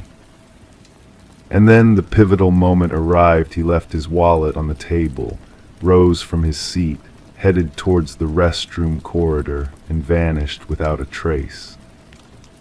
"Inspect the restroom footage," Mercer urged. The specialist's response sent shivers down her spine. "He never ventured into any restroom. Our surveillance cameras captured every angle, yet he simply evaporated into the ether." Returning to the precinct, Mercer meticulously sifted through the contents of the abandoned wallet. A driver's license with blank fields, untraceable credit cards, an assortment of currency meticulously arranged, a recent receipt from the calf, and a solitary business card bearing nothing but a faintly printed phone number. When Mercer dared to dial the number, eerie silence greeted her on the other end, punctuated only by the rustle of unseen papers. The barista, a steadfast witness to John Doe's daily routine, provided scant insights. He was a man of few words, always courteous. There might have been a hint of an accent, but his voice was a mere whisper. Mercer probed further, questioning any potential acquaintances or dialogues, only to uncover a solitary figure enveloped in mystery, a man lost in his thoughts and in his enigmatic notebook. The cryptic notebook, abandoned on the table beside the wallet, harbored pages teeming with cryptic symbols and intricate codes. Cryptographers toiled in vain to decipher its contents, while sketches of enigmatic structures adorned certain pages' architectural marvels unknown to the cityscape. Mercer dispatched her officers to canvass the vicinity with John Doe's image, yet no recognition surfaced. No missing persons report mirrored his enigmatic existence. It appeared as though he existed solely within the confines of the calf, a spectral presence bound to that singular space. Amidst her relentless pursuit of the truth, Mercer discerned a peculiar anomaly within the surveillance footage. Each morning, as John materialized within the calf, a fleeting flicker disrupted the timestamp on the camera, a subtle disturbance overlooked by many. While the specialist dismissed it as a technical glitch, Mercer harbored a gnawing suspicion that there lay a profound significance to this temporal aberration. Returning to the cafe, Mercer positioned herself at John's favored table, her gaze fixated on the entrance and the hallway leading to the restrooms. Suspended between the two realms hung an ancient mirror, its ornate frame adorned with cryptic symbols reminiscent of those etched within John's notebook. Interrogating the cafe's proprietor about the mirror, Mercer unraveled a thread of history intertwined with mystery. The mirror, a relic as ancient as the establishment itself, had remained steadfast, its weight akin to an anchor tethering the present to the enigmatic past. Intrigued by the mirror's subtle allure, Mercer observed her reflection with newfound curiosity. Beneath her fingertips, the glass pulsed with an uncanny warmth, defying the expected chill of ordinary mirrors. As the forensics team delved into the mirror's secrets, a concealed compartment unveiled itself, an enclave housing a trove of identical wallets, each bearing a blank driver's license akin to John Doe's mysterious identification. Nestled amidst the wallets lay a leather-bound journal chronicling decades of enigmatic entries, scribed in the same hand as the cryptic notebook left behind. The final entry, etched with a sense of urgency, resonated with Mercer. The experiment nears its conclusion. They draw closer. The window begins to close. Intrigued and unnerved by the revelations within the hidden enclave, Mercer grappled with the implications of temporal manipulation and identity transference alluded to within the journal's cryptic passages. References to crossing back and window points hinted at a reality beyond comprehension, a realm where boundaries blurred and existence transcended the confines of conventional understanding. As the investigation delved deeper into the enigma surrounding the cafe and its spectral patron, peculiar occurrences unfurled in the vicinity. Witnesses attested to eerie reflections moving autonomously within the cafe's windows, sightings of John Doe haunting his vacant table despite the absence captured by surveillance cameras. The fabric of reality seemed to warp and twist in the wake of John's inexplicable disappearance, casting a pall of uncertainty over the once familiar locale. A breakthrough materialized in the form of an elderly woman, Margaret Keller, a former physicist privy to clandestine government projects. Keller unraveled the enigma shrouding John Doe, revealing his true identity as Daniel Weston, a brilliant theoretical physicist who had vanished under mysterious circumstances while exploring the realms of quantum mirrors. Documents unearthed from Keller's archives painted a portrait of Weston's audacious experiments and his belief in parallel realities intersecting at pivotal junctures. Returning to the cafe armed with newfound revelations, Mercer uncovered a startling truth. The very building stood upon the remnants of the research facility where Weston had embarked on his enigmatic journey. The cafe, a nexus of intersecting realities, bore witness to the temporal ripples cast by Weston's experiments, its foundations intertwined with the fabric of parallel dimensions. The apex of the investigation arrived when Mercer, engulfed in the solitude of the precinct, unearthed a crucial detail within the surveillance recordings. Reflected in the shattered mirror, she beheld a mesmerizing spectacle: two iterations of Daniel Weston, existing in tandem yet apart, locked in a surreal dance of duality. Rushing to the cafe in a desperate bid to unravel the mystery, Mercer found the mirror shattered, a testament to the experiment's denouement. Amidst the shattered glass lay a final missive, penned in Weston's unmistakable hand. The experiment concludes, the window seals shut, do not venture beyond. With these cryptic words echoing in her mind, Mercer confronted the unsettling reality that defied all conventional explanation. The case of the man who defied existence lingered as an enigma, a testament to the enigmatic forces at play within the confines of the cafe. In the aftermath of the investigation, the cafe shuttered its doors, its enigmatic allure dissipating with the vanishing of its spectral patron. Daniel Weston's fate remained shrouded in uncertainty, his body never recovered, his essence bound to the enigmatic tapestry of the cafe's history. Mercer, haunted by the enigma that had consumed her, resigned from the force, her pursuits veering towards realms beyond mortal comprehension. Neighbors whispered of Mercer's solitary vigils, her frantic scribblings mirroring Weston's enigmatic musings. A fragment of an antique mirror adorned her abode, its surface rippling with unseen currents, a silent testament to the mysteries that lingered beyond the confines of reality. And thus, the enigmatic saga of the cafe and its spectral patron faded into the annals of the unknown, a tale woven with threads of temporal intrigue and enigmatic transcendence. Story 19. The river flowed lazily that morning, its surface smooth as glass, reflecting the soft light of the rising sun. The fisherman, accustomed to the gentle rhythm of the water, almost missed the sight of a lone suitcase bobbing near the shore. At first glance it appeared like a discarded pile of old clothes, but as he approached, a pungent odor enveloped him, thick and cloying, impossible to ignore. The suitcase was tightly bound in chains, its edges tarnished by time and exposure to the elements.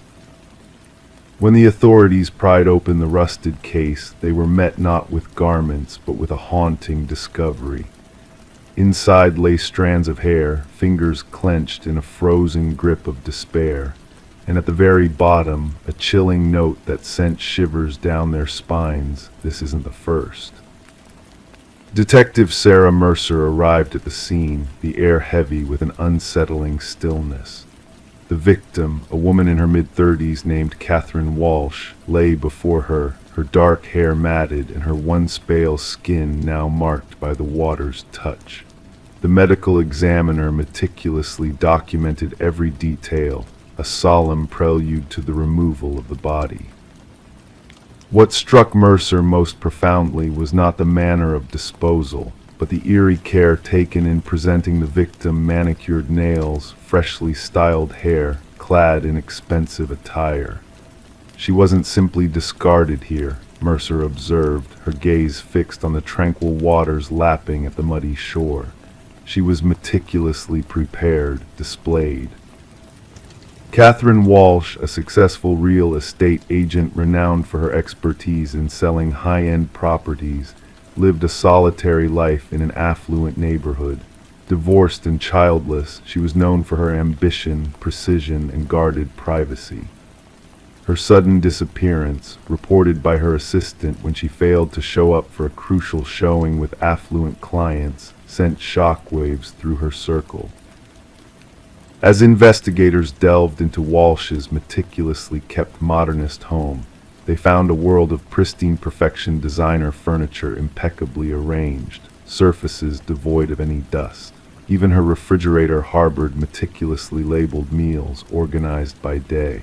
However, a glimmer of disarray in her home office caught their attention, a slightly ajar drawer revealing a leather-bound journal.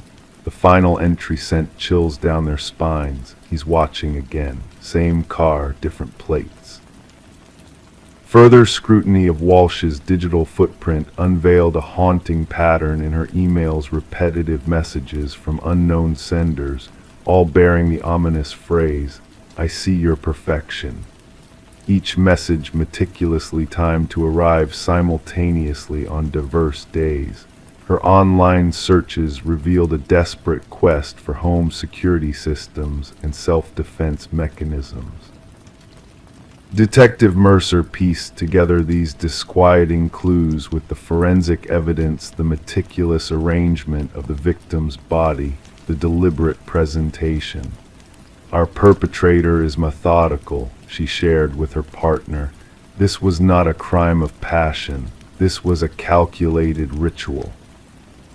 A breakthrough emerged from an unexpected source. A local pawnshop proprietor recognized Walsh's distinctive emerald necklace, absent from her belongings. The perpetrator was identified as Michael Linden, an unassuming maintenance worker with a penchant for blending into the background.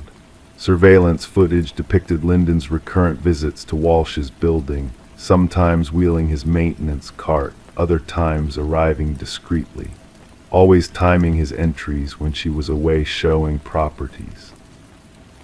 A search of Linden's modest abode unveiled a chilling tableau walls adorned with surreptitiously captured photographs of Walsh and other women, all sharing a striking resemblance, all oblivious to his lens, some images defaced with crimson marks. Walsh marked the third victim in his twisted collection. Concealed within a hidden nook in his closet lay a shrine, each item meticulously arranged a lock of hair, tissues imprinted with lipstick, keys, and receipts. Each item accompanied by a meticulous journal documenting their daily routines, preferences, and idiosyncrasies. As Linden was brought into the interrogation room, an icy chill permeated the air. His demeanor, composed and unflinching, belied the horrors he had wrought. When confronted with the damning evidence, his voice remained eerily flat. They were flawed, he finally admitted. They projected perfection, but I saw their imperfections. Catherine's desk drawer was always in disarray. She missed a spot while applying her lipstick. Her perfection was a facade. The search for Linden's first two victims, referenced in his ominous note, led investigators to remote locations where two more suitcases were retrieved. Inside lay women akin to Walsh, real estate agents who meticulously cultivated an image of flawlessness. During the trial that followed, Linden sat impassive, his countenance devoid of emotion, as the prosecution unraveled his meticulous modus operandi. Months of stalking, meticulous observation, and the ultimate act of correction to eliminate what he deemed as imperfections. As the judge pronounced a sentence of life without parole, the families of the victims watched in solemn silence. For Detective Mercer, the case was officially concluded, yet haunting queries lingered. What inner turmoil propelled Linden to fixate on these specific women? What demons of inadequacy drove him to seek solace in extinguishing their perceived flaws through unspeakable acts of violence?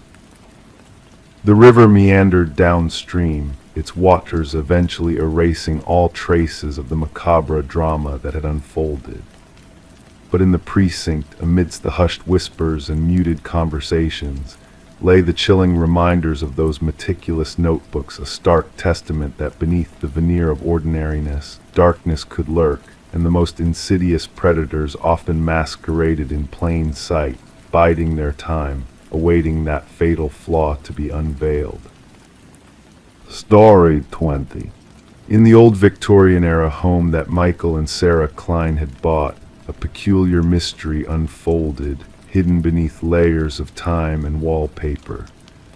The couple, captivated by the house's charm and history, stumbled upon a secret that would unravel a decades-old enigma. It all began innocently enough, with a water stain in the master bedroom. As Sarah noticed the discolored patch on the floral wallpaper, they embarked on an unexpected journey of discovery. Peeling away the layers, they uncovered not just patterns from bygone eras, but something far more intriguing, a name repeated obsessively, almost frantically, across the wall.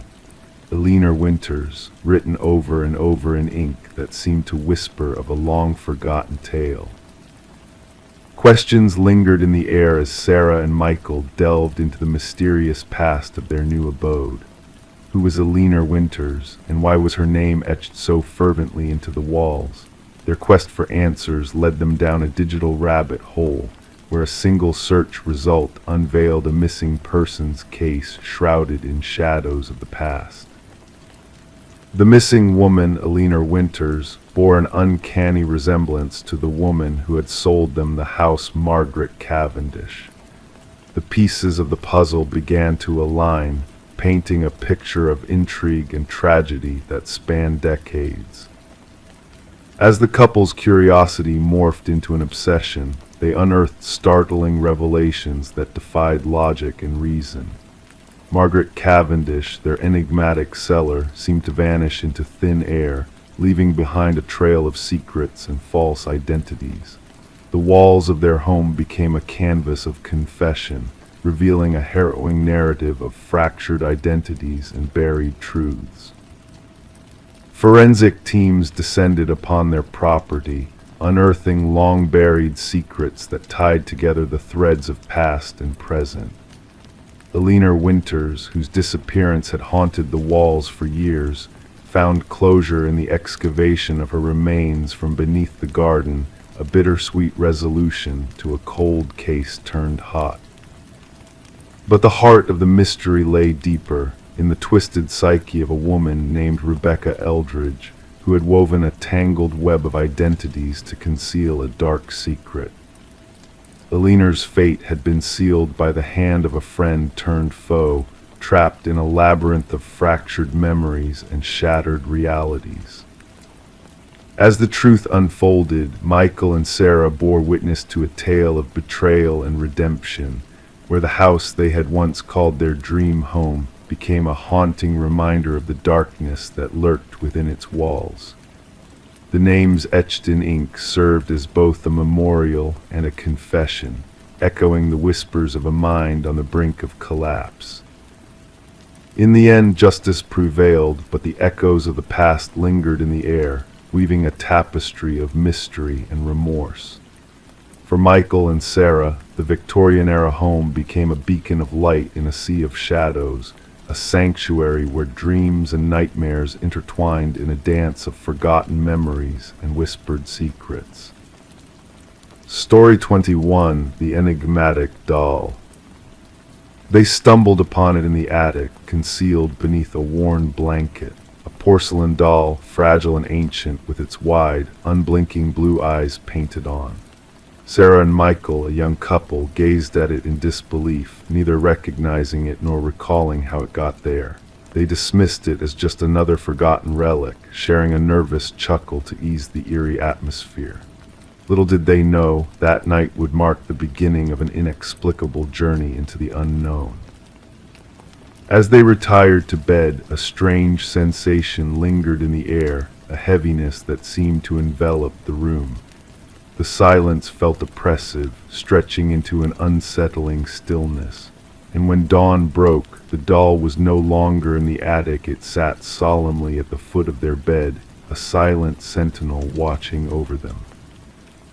Sarah and Michael had been captivated by the allure of a Victorian house they purchased at auction, enchanted by its intricate woodwork and enigmatic charm.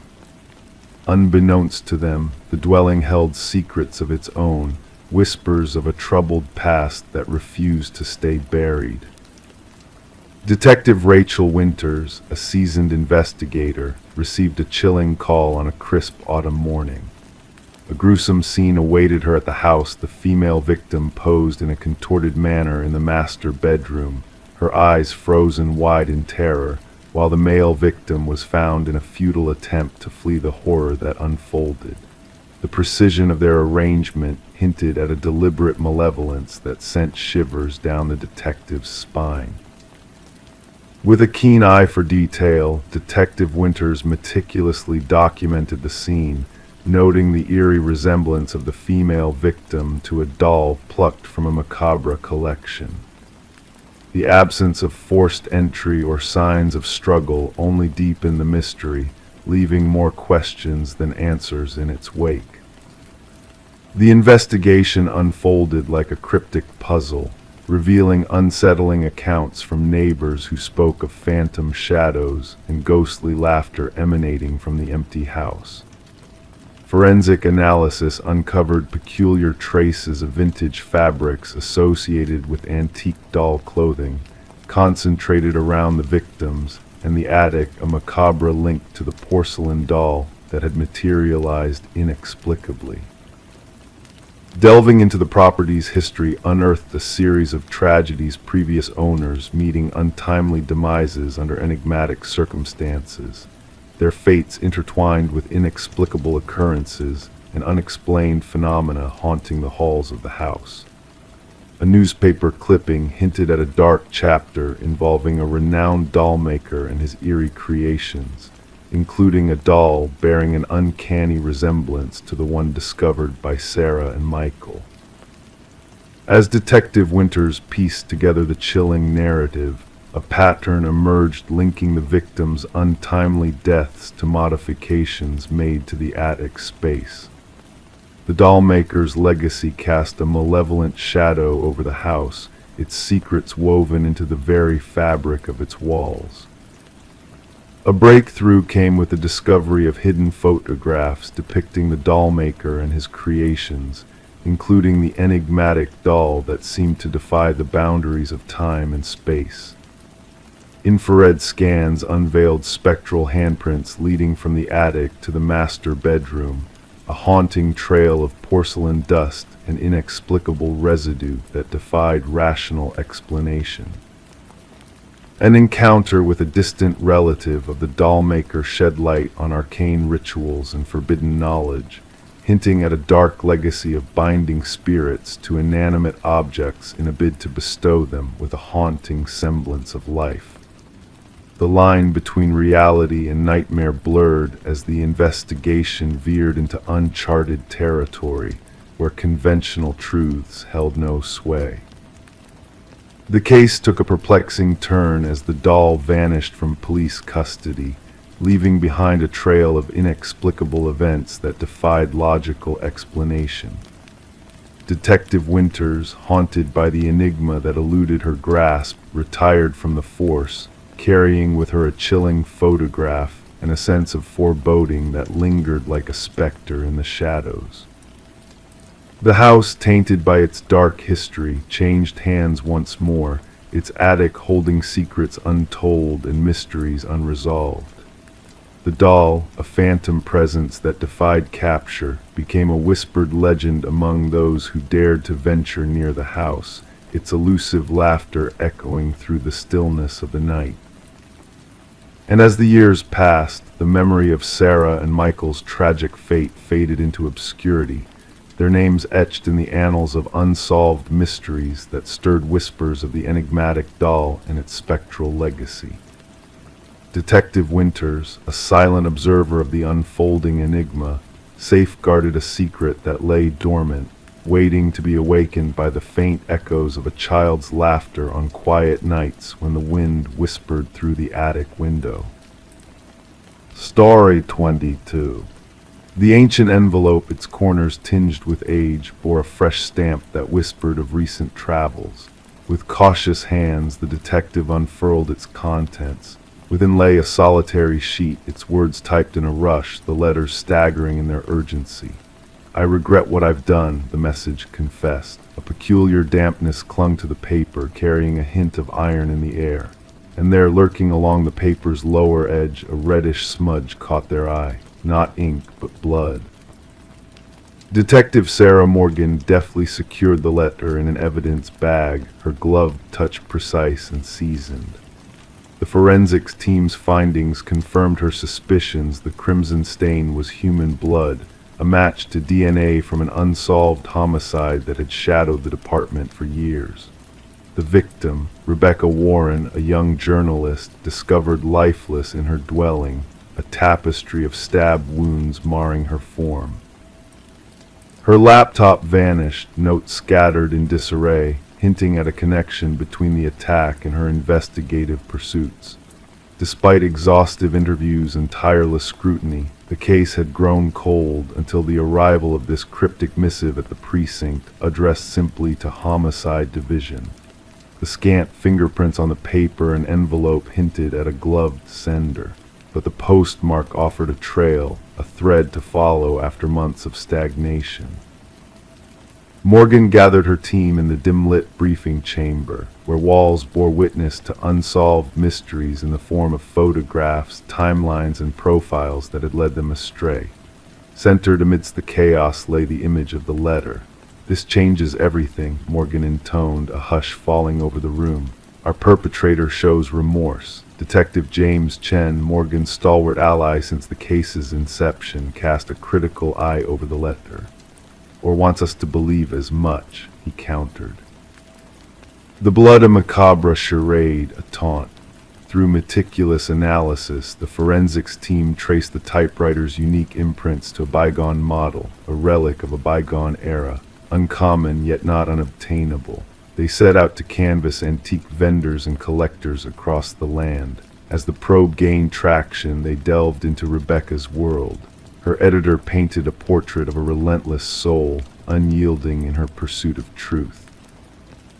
Her final assignment delved into a wealthy dynasty entwined with local politics, a tapestry of deceit and discord. The detectives revisited Rebecca's beau, Michael Barnes. Once a picture of grief, now subtle shifts in his demeanor betrayed a hidden unease, a flicker of fear in his gaze, a tremor in his touch. Rebecca spoke of shadows tailing her, he confessed in a reunion. I dismissed it as paranoia fueled by her inquiries, a grave misstep. As the detectives pursued this fresh light, a second letter arrived. Same typewriter, same blood. This time the message bore more weight. Her knowledge of the family, the inheritance, the patriarch's demise, it was too much. I never intended matters to escalate. Their inquiries led them to the manor of the deceased patriarch, where they encountered his eldest son, Richard. A trove of antiquities adorned his abode, including vintage typewriters, yet his explanations rang rehearsed, polished. The breakthrough emerged with the discovery of microscopic fibers on the envelopes, linked to custom stationery exclusive to the family's youngest scion, Alina. Questioned, Alina unveiled Richard's request to borrow her stationery weeks prior. A search of Richard's domain unveiled a hidden chamber, a sanctuary of obsession. Within lay clippings of Rebecca, surveillance captures, and a vintage typewriter echoing the missive's origins. Analysis confirmed the blood as Rebecca's. A startling revelation emerged. Richard and Michael shared a clandestine alliance. Financial records unveiled substantial transfers from Richard to Michael preceding Rebecca's demise. Confronted, Michael crumbled. Rebecca unearthed proof of Richard's treachery in his father's passing. His admission rang out. I informed Richard, hoping to scare her into silence. I never fathomed he'd resort to murder. Alina's revelation, a clandestine recording, sealed Richard's fate. His words, captured in private dialogue with Michael, echoed chilling intent. She must be silenced permanently.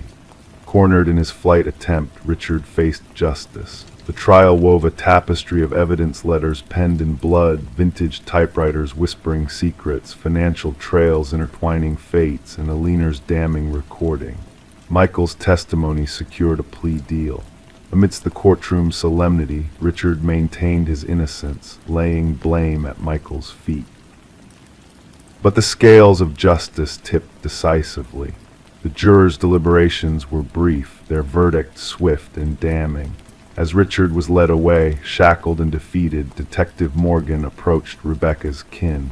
Though no solace could heal their wounds, the verdict offered a semblance of peace. The bloodied letters lay in evidence, a testament to the enduring legacy of a crime, how even the most meticulously laid plans crumble beneath the weight of guilt.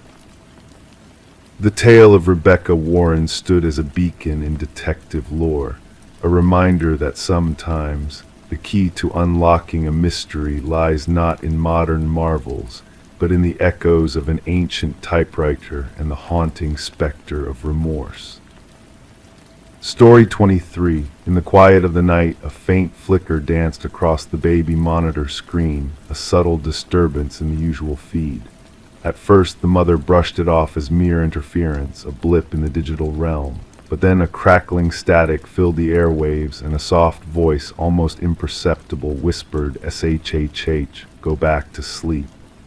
A chill crept down her spine, her heartbeat quickening with a sense of unknown dread. With trembling hands, she hurried to her son's room, the echo of her racing pulse the only sound in the house. As she flung open the door, her eyes widened in horror to find the crib empty, the room still and silent. The window remained shut, the door securely locked.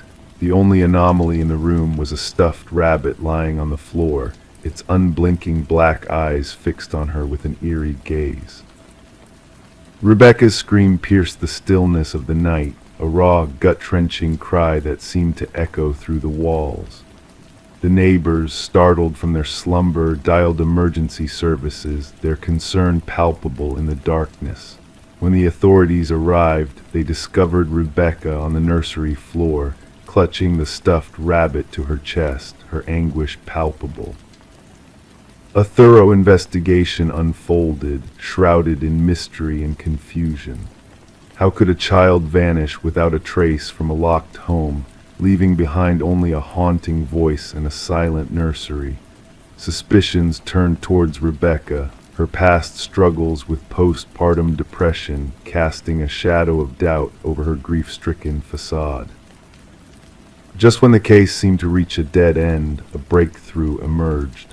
Tiny fibers, foreign to the household, were uncovered on the nursery windowsill, a clue leading to the possibility of an intruder gaining access from outside. The focus shifted to the shadows lurking in the night, a dark figure captured by neighboring security cameras, leaving behind only whispers of a sinister presence. Daniel, the absent husband, returned to a home shattered by loss and suspicion. His hands bore the marks of a newfound hobby rock climbing, a hobby that seemed to hold more secrets than solace. As the layers of deception unraveled, a web of lies and deceit entwined him in a sinister plot. The truth unfolded in unexpected ways. As digital forensics unveiled a chilling revelation, the baby monitor had been compromised, manipulated by an unseen hand. The voice that had haunted Rebecca was a mere illusion, a pawn in a twisted game orchestrated from the shadows. In a secluded basement, the missing child was found, tended to by a woman named Elaine with vacant eyes that held a story untold. The threads of the past intertwined as old wounds resurfaced, revealing a tale of loss and obsession that spiraled into darkness. As the courtroom hushed in anticipation, the baby monitor's audio played, unraveling the tapestry of lies woven by Daniel and Elaine. The truth, hidden in whispers and shadows, emerged with a clarity that left no room for doubt. Justice prevailed, but scars remained etched in the hearts of those touched by the night of the vanished child. Rebecca sought solace in a new beginning, carrying the weight of memories locked away in a box, guarded by the silent witness of a stuffed rabbit. The baby monitor stood as a silent sentinel, a reminder of the truths that linger in the darkness, waiting to be unveiled. And as the night whispered its lullaby of secrets, a mother and her child found peace in the shadows of a past that could never truly be forgotten.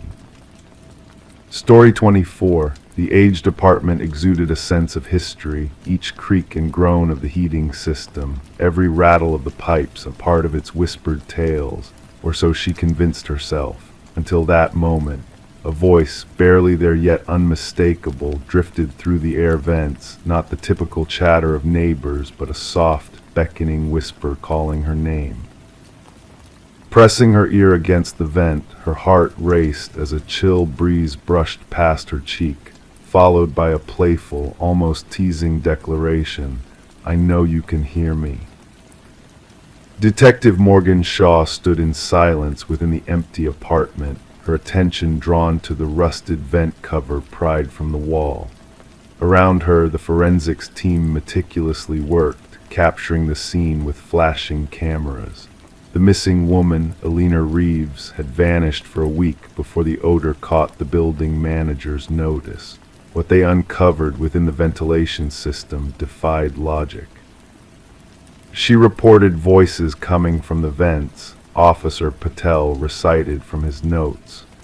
Building management dismissed her claims, attributing them to the old heating system's peculiar noises. Kneeling by the vent, Shaw observed the scratch marks, deep and frantic, not from tools but from desperate fingernails clawing at the cover from within. Eleanor, a beloved kindergarten teacher with a green thumb, had a cheerful demeanor that resonated with those around her. Her absence was felt by her students, who crafted cards in her honor, and her sister, who reported her disappearance. She grew paranoid before she went missing, her sister had disclosed during the interview, her voice quivering. Eleanor was convinced someone was watching her, talking to her through the apartment vents. I thought it was just work stress. Surveying the apartment anew, Shaw noticed subtle details: the neatly made bed, the unwashed coffee mug, the chair beneath the vent, as if someone had been listening intently. The forensic report revealed intriguing findings: fibers matching Eleanor's cardigan stuck in the vent, a foreign fingerprint on the inside of the vent cover, and chilling audio recordings from Eleanor's phone. Alone in her car, rain drumming on the roof, Shaw listened to Eleanor's frightened voice prompting an unseen entity to speak, followed by a faint whisper that demanded entry. Delving into the building's history, Shaw unearthed unsettling incidents involving previous tenants reporting strange occurrences within the walls and vents, including hallucinations and abrupt departures. The superintendent, Harold Weber, exhibited an odd calmness during questioning, downplaying the phenomena as mere building quirks. However, when questioned about apartment 4B's past occupants, a subtle shift in demeanor betrayed a hidden truth. A secret access panel discovered in Eleanor's bathroom led to a maintenance passage, revealing a chilling revelation: a hidden observer living within the walls. With a search of Weber's apartment, Shaw uncovered a meticulously organized collection of audio recordings and surveillance images, showcasing his twisted obsession with Eleanor and former tenants. His arrest shed light on a haunting pattern of manipulation and surveillance that spanned years. Weber's unsettling calmness persisted, his claims of a symbiotic connection with the building dismissed as delusions. Convicted on all charges, he left the courtroom with a cryptic smile, his parting words resonating with Shaw: "The whispers never cease. The building remembers."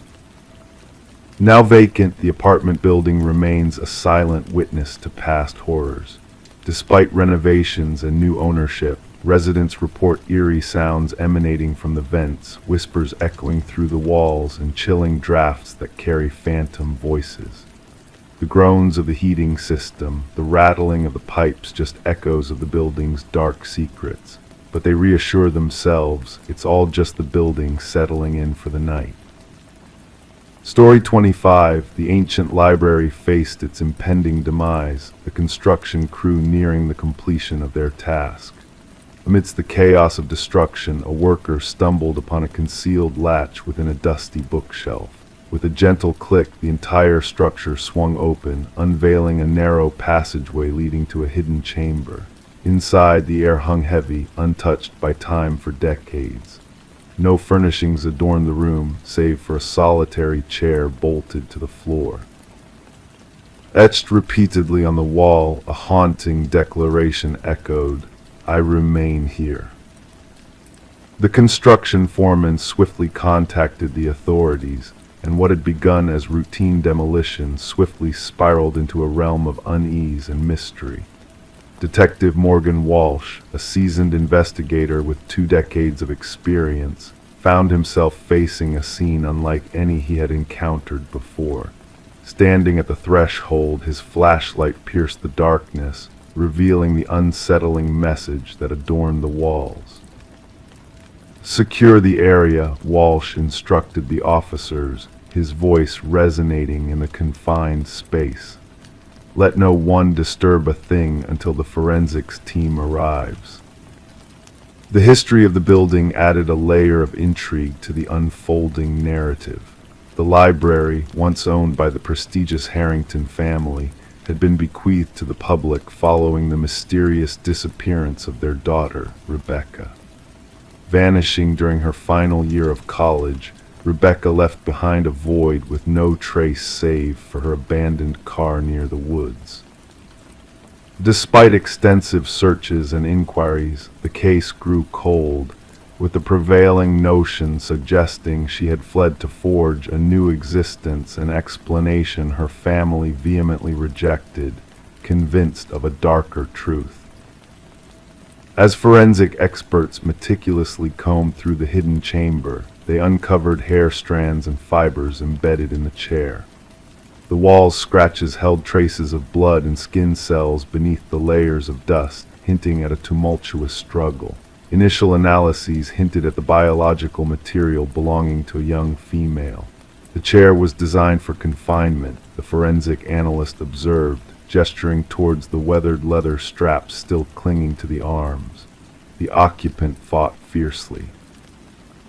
Walsh marshaled his team to delve into the Harrington family's past, a nagging sensation tugging at the edges of his mind. The timing of the library's donation after Rebecca's disappearance struck him as more than mere coincidence, potentially harboring a vital clue. Further inquiries unveiled a disconcerting fact. The bookshelf concealing the hidden room had been installed by a contractor exclusively hired by Maxwell Harrington, Rebecca's uncle and the family patriarch. Financial records hinted at exorbitant payments to this contractor, surpassing standard renovation costs by far. Former library personnel expressed astonishment at the discovery, none privy to the hidden space's existence. However, an elderly librarian recollected Maxwell's prolonged solitary visits to that section of the building after hours. She had assumed he sought solitude for his reading pursuits. Maxwell insisted that area remain untouched during renovations, she recounted to investigators. He claimed the original woodwork was of historical importance and irreplaceable. The investigation took a chilling turn when DNA testing confirmed the genetic material from the hidden room matched samples obtained from Rebecca's hairbrush found in her old bedroom. The pieces began fitting together, painting a grim picture. Rebecca had not fled, she had been ensnared behind the deceptive facade of the bookshelf, potentially by a member of her own kin. Securing a warrant, the detectives combed through the Harrington estate. In Maxwell's study, a leather-bound journal concealed in a secret compartment unveiled a series of entries spanning months, detailing an unsettling fixation on his niece. The final entry sent shivers down their spines. She threatened exposure. "I cannot allow that. The room will confine her until she comprehends." Confronted with the journal and DNA evidence, Maxwell's veneer of denial crumbled. "She imperiled everything," he confessed flatly. Rebecca unearthed incriminating documents proving my embezzlement from the family foundation over years. Our name was sacred. I could not let her tarnish it. His revelations painted a macabre tableau. Maxwell had lured Rebecca to the library, subdued her, and incarcerated her within the hidden chamber, intending to silence her indefinitely. Yet in an unforeseen turn, Rebecca had attempted to break free during one of his visits, leading to a fatal altercation. "Panic consumed me," Maxwell admitted in his recorded confession. "I interred her beneath the chamber's floorboards and sealed it shut. Then I donated the building to ensure that part would remain undisturbed forever." Ground-penetrating radar confirmed the presence of human remains beneath the hidden chamber's floor. Upon excavation, Rebecca's skeletal remains emerged, adorned with the silver bracelet gifted by her parents on her 20th birthday. The Harrington family attended Maxwell's trial, witnessing as justice was at last served. Rebecca's mother clutched her daughter's recovered bracelet, a token allowing them a proper burial after years of uncertainty. The library's demolition halted indefinitely, evolving into a site of reverence and contemplation. Community members laid flowers at the entrance, honoring a life cut short and a truth concealed behind a veneer of normalcy. In a poignant twist, Rebecca's plea, "I remain here," etched into the walls, ensured her memory endured, and justice, though delayed, found its path to the surface. Story 26. In the old apartment, peculiar sounds echoed through the walls, pipes groaned, floorboards creaked. Yet the new tenant sensed a difference in the air. The footsteps that resonated from above were too deliberate, too steady for comfort. Curiously, she dwelled on the topmost floor. One fateful night, she summoned courage, tapping the ceiling with a broomstick. Abruptly, the noise ceased. A profound silence lingered before a single knock reverberated from within the ceiling. Sarah Coleman chose to keep the haunting incident to herself, attributing it to the settling of the building, or perhaps a small creature finding refuge in the attic space. As the relentless footsteps persisted each night, Sarah adapted, resorting to cranking up her television volume, donning headphones in bed, anything to muffle the rhythmic footfalls that traversed her ceiling in the veil of darkness. Meanwhile, Detective Morris caught wind of the apartment through a maintenance worker's chance discovery. During routine repairs, a hidden crawl space was stumbled upon. The worker unearthed a narrow passage concealed behind a section of drywall outside Sarah's unit, a passage unaccounted for in the building plans. Illuminated by a flashlight, the makeshift living space within unveiled a grim scene: discarded food wrappers, empty water bottles, a soiled blanket, and a weathered notebook. Summoned by the building superintendent, Detective Morris and his partner Detective Rivera arrived to find the maintenance worker shaken, muttering about someone lurking within the walls, watching unseen. The notebook bore meticulous observations of Sarah Coleman, her routines, guests, dining habits, entertainment choices, shower times, and sleep patterns. The handwriting, initially composed, deteriorated into erratic scribbles with cryptic symbols adorning the margins. "The subject no longer responds to my signals," the final entry read.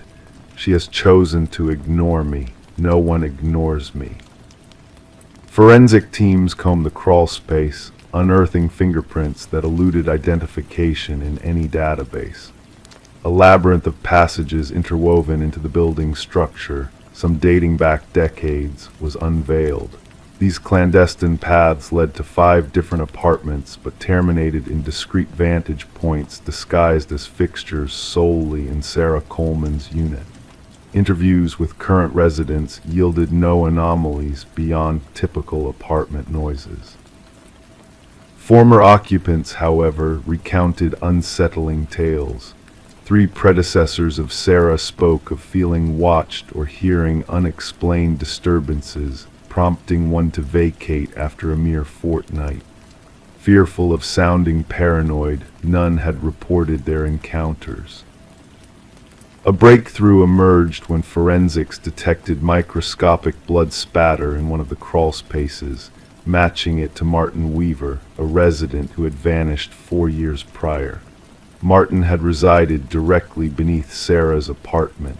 Revisiting Martin's disappearance, Detective Morris unearthed a thread. Martin had complained of noises from the unit above, confronting the tenant Edward, a reclusive man. Shortly after the confrontation, Martin disappeared, and Edward abruptly departed, leaving no trace behind. Delving deeper, investigators traced Edward's transient history, revealing a pattern of residence changes across 2 decades. Each relocation to a top-floor unit was followed by isolated living and unannounced departures. Accounts from a former neighbor portrayed Edward as intense, fixated on silence. Property records unveiled Edward's ownership of remote land, where a cabin harbored a chilling secret. The walls were adorned with images and notes of apartment residents, notably Sarah Coleman and Martin Weaver. Maps detailing ventilation systems and structural weak points, accompanied by journals chronicling specimen observations and habitat maintenance, adorn the dwelling. A corkboard showcased newspaper clippings, missing person reports, 6 in total, all linked to Edward's former residences. Beneath the board, etched scratches hinted at a dark history. Behind the cabin, cadaver dogs led investigators to disturbed earth, exposing human remains concealed below. As forensic anthropologists toiled to identify the victims, Detective Morris revisited Sarah's apartment building. Though the crawl spaces had been sealed, sporadic noises persisted. During security system installations, maintenance workers stumbled upon a chilling revelation: a second notebook concealed in the hallway's ceiling wall crevice. The initial page bore a cryptic message: "They found my old nest, but not my new one." The writing mirrored the previous notebook, concluding with a sketch of Sarah's apartment layout, a new passage in crimson, and a date set for that very night. Officers hastened to evacuate Sarah, only to find her residence deserted. A cryptic message etched on the bathroom mirror read, "Look up." The shower's mist unveiled a removed ceiling panel above, hinting at an escape. The manhunt for Edward, identified as Edward Mercer, a construction worker versed in renovations, rages on. Thermal scans revealed no signs of habitation within Sarah's walls. Sarah Coleman remains missing, her case entwined with similar vanishing acts across multiple states. Apartment managers were cautioned about unauthorized building alterations and concealed spaces. Amidst the grim discoveries, Detective Morris finds solace in the quiet of his home, pondering the chilling thought of Sarah, alone, hearing those footsteps from an empty floor above. The footsteps that ceased at her knock, only to respond in kind. In moments of solitude, he gazes upward, attuned to the silence, wondering who else may be listening in the shadows. Story 27. She desired to redecorate the nursery before the newborn's arrival.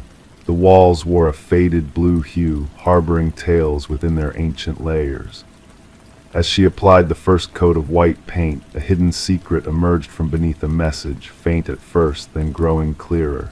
"Don't let it hear you." Her breath hitched. Stepping back, she noticed something peculiar: tiny handprints in the fresh paint, too high for a child to reach. This discovery in the nursery of the Morgan house marked the start of what investigators later dubbed the Whispering House case. The young couple had acquired the Victorian-style home for a surprisingly low price just months prior.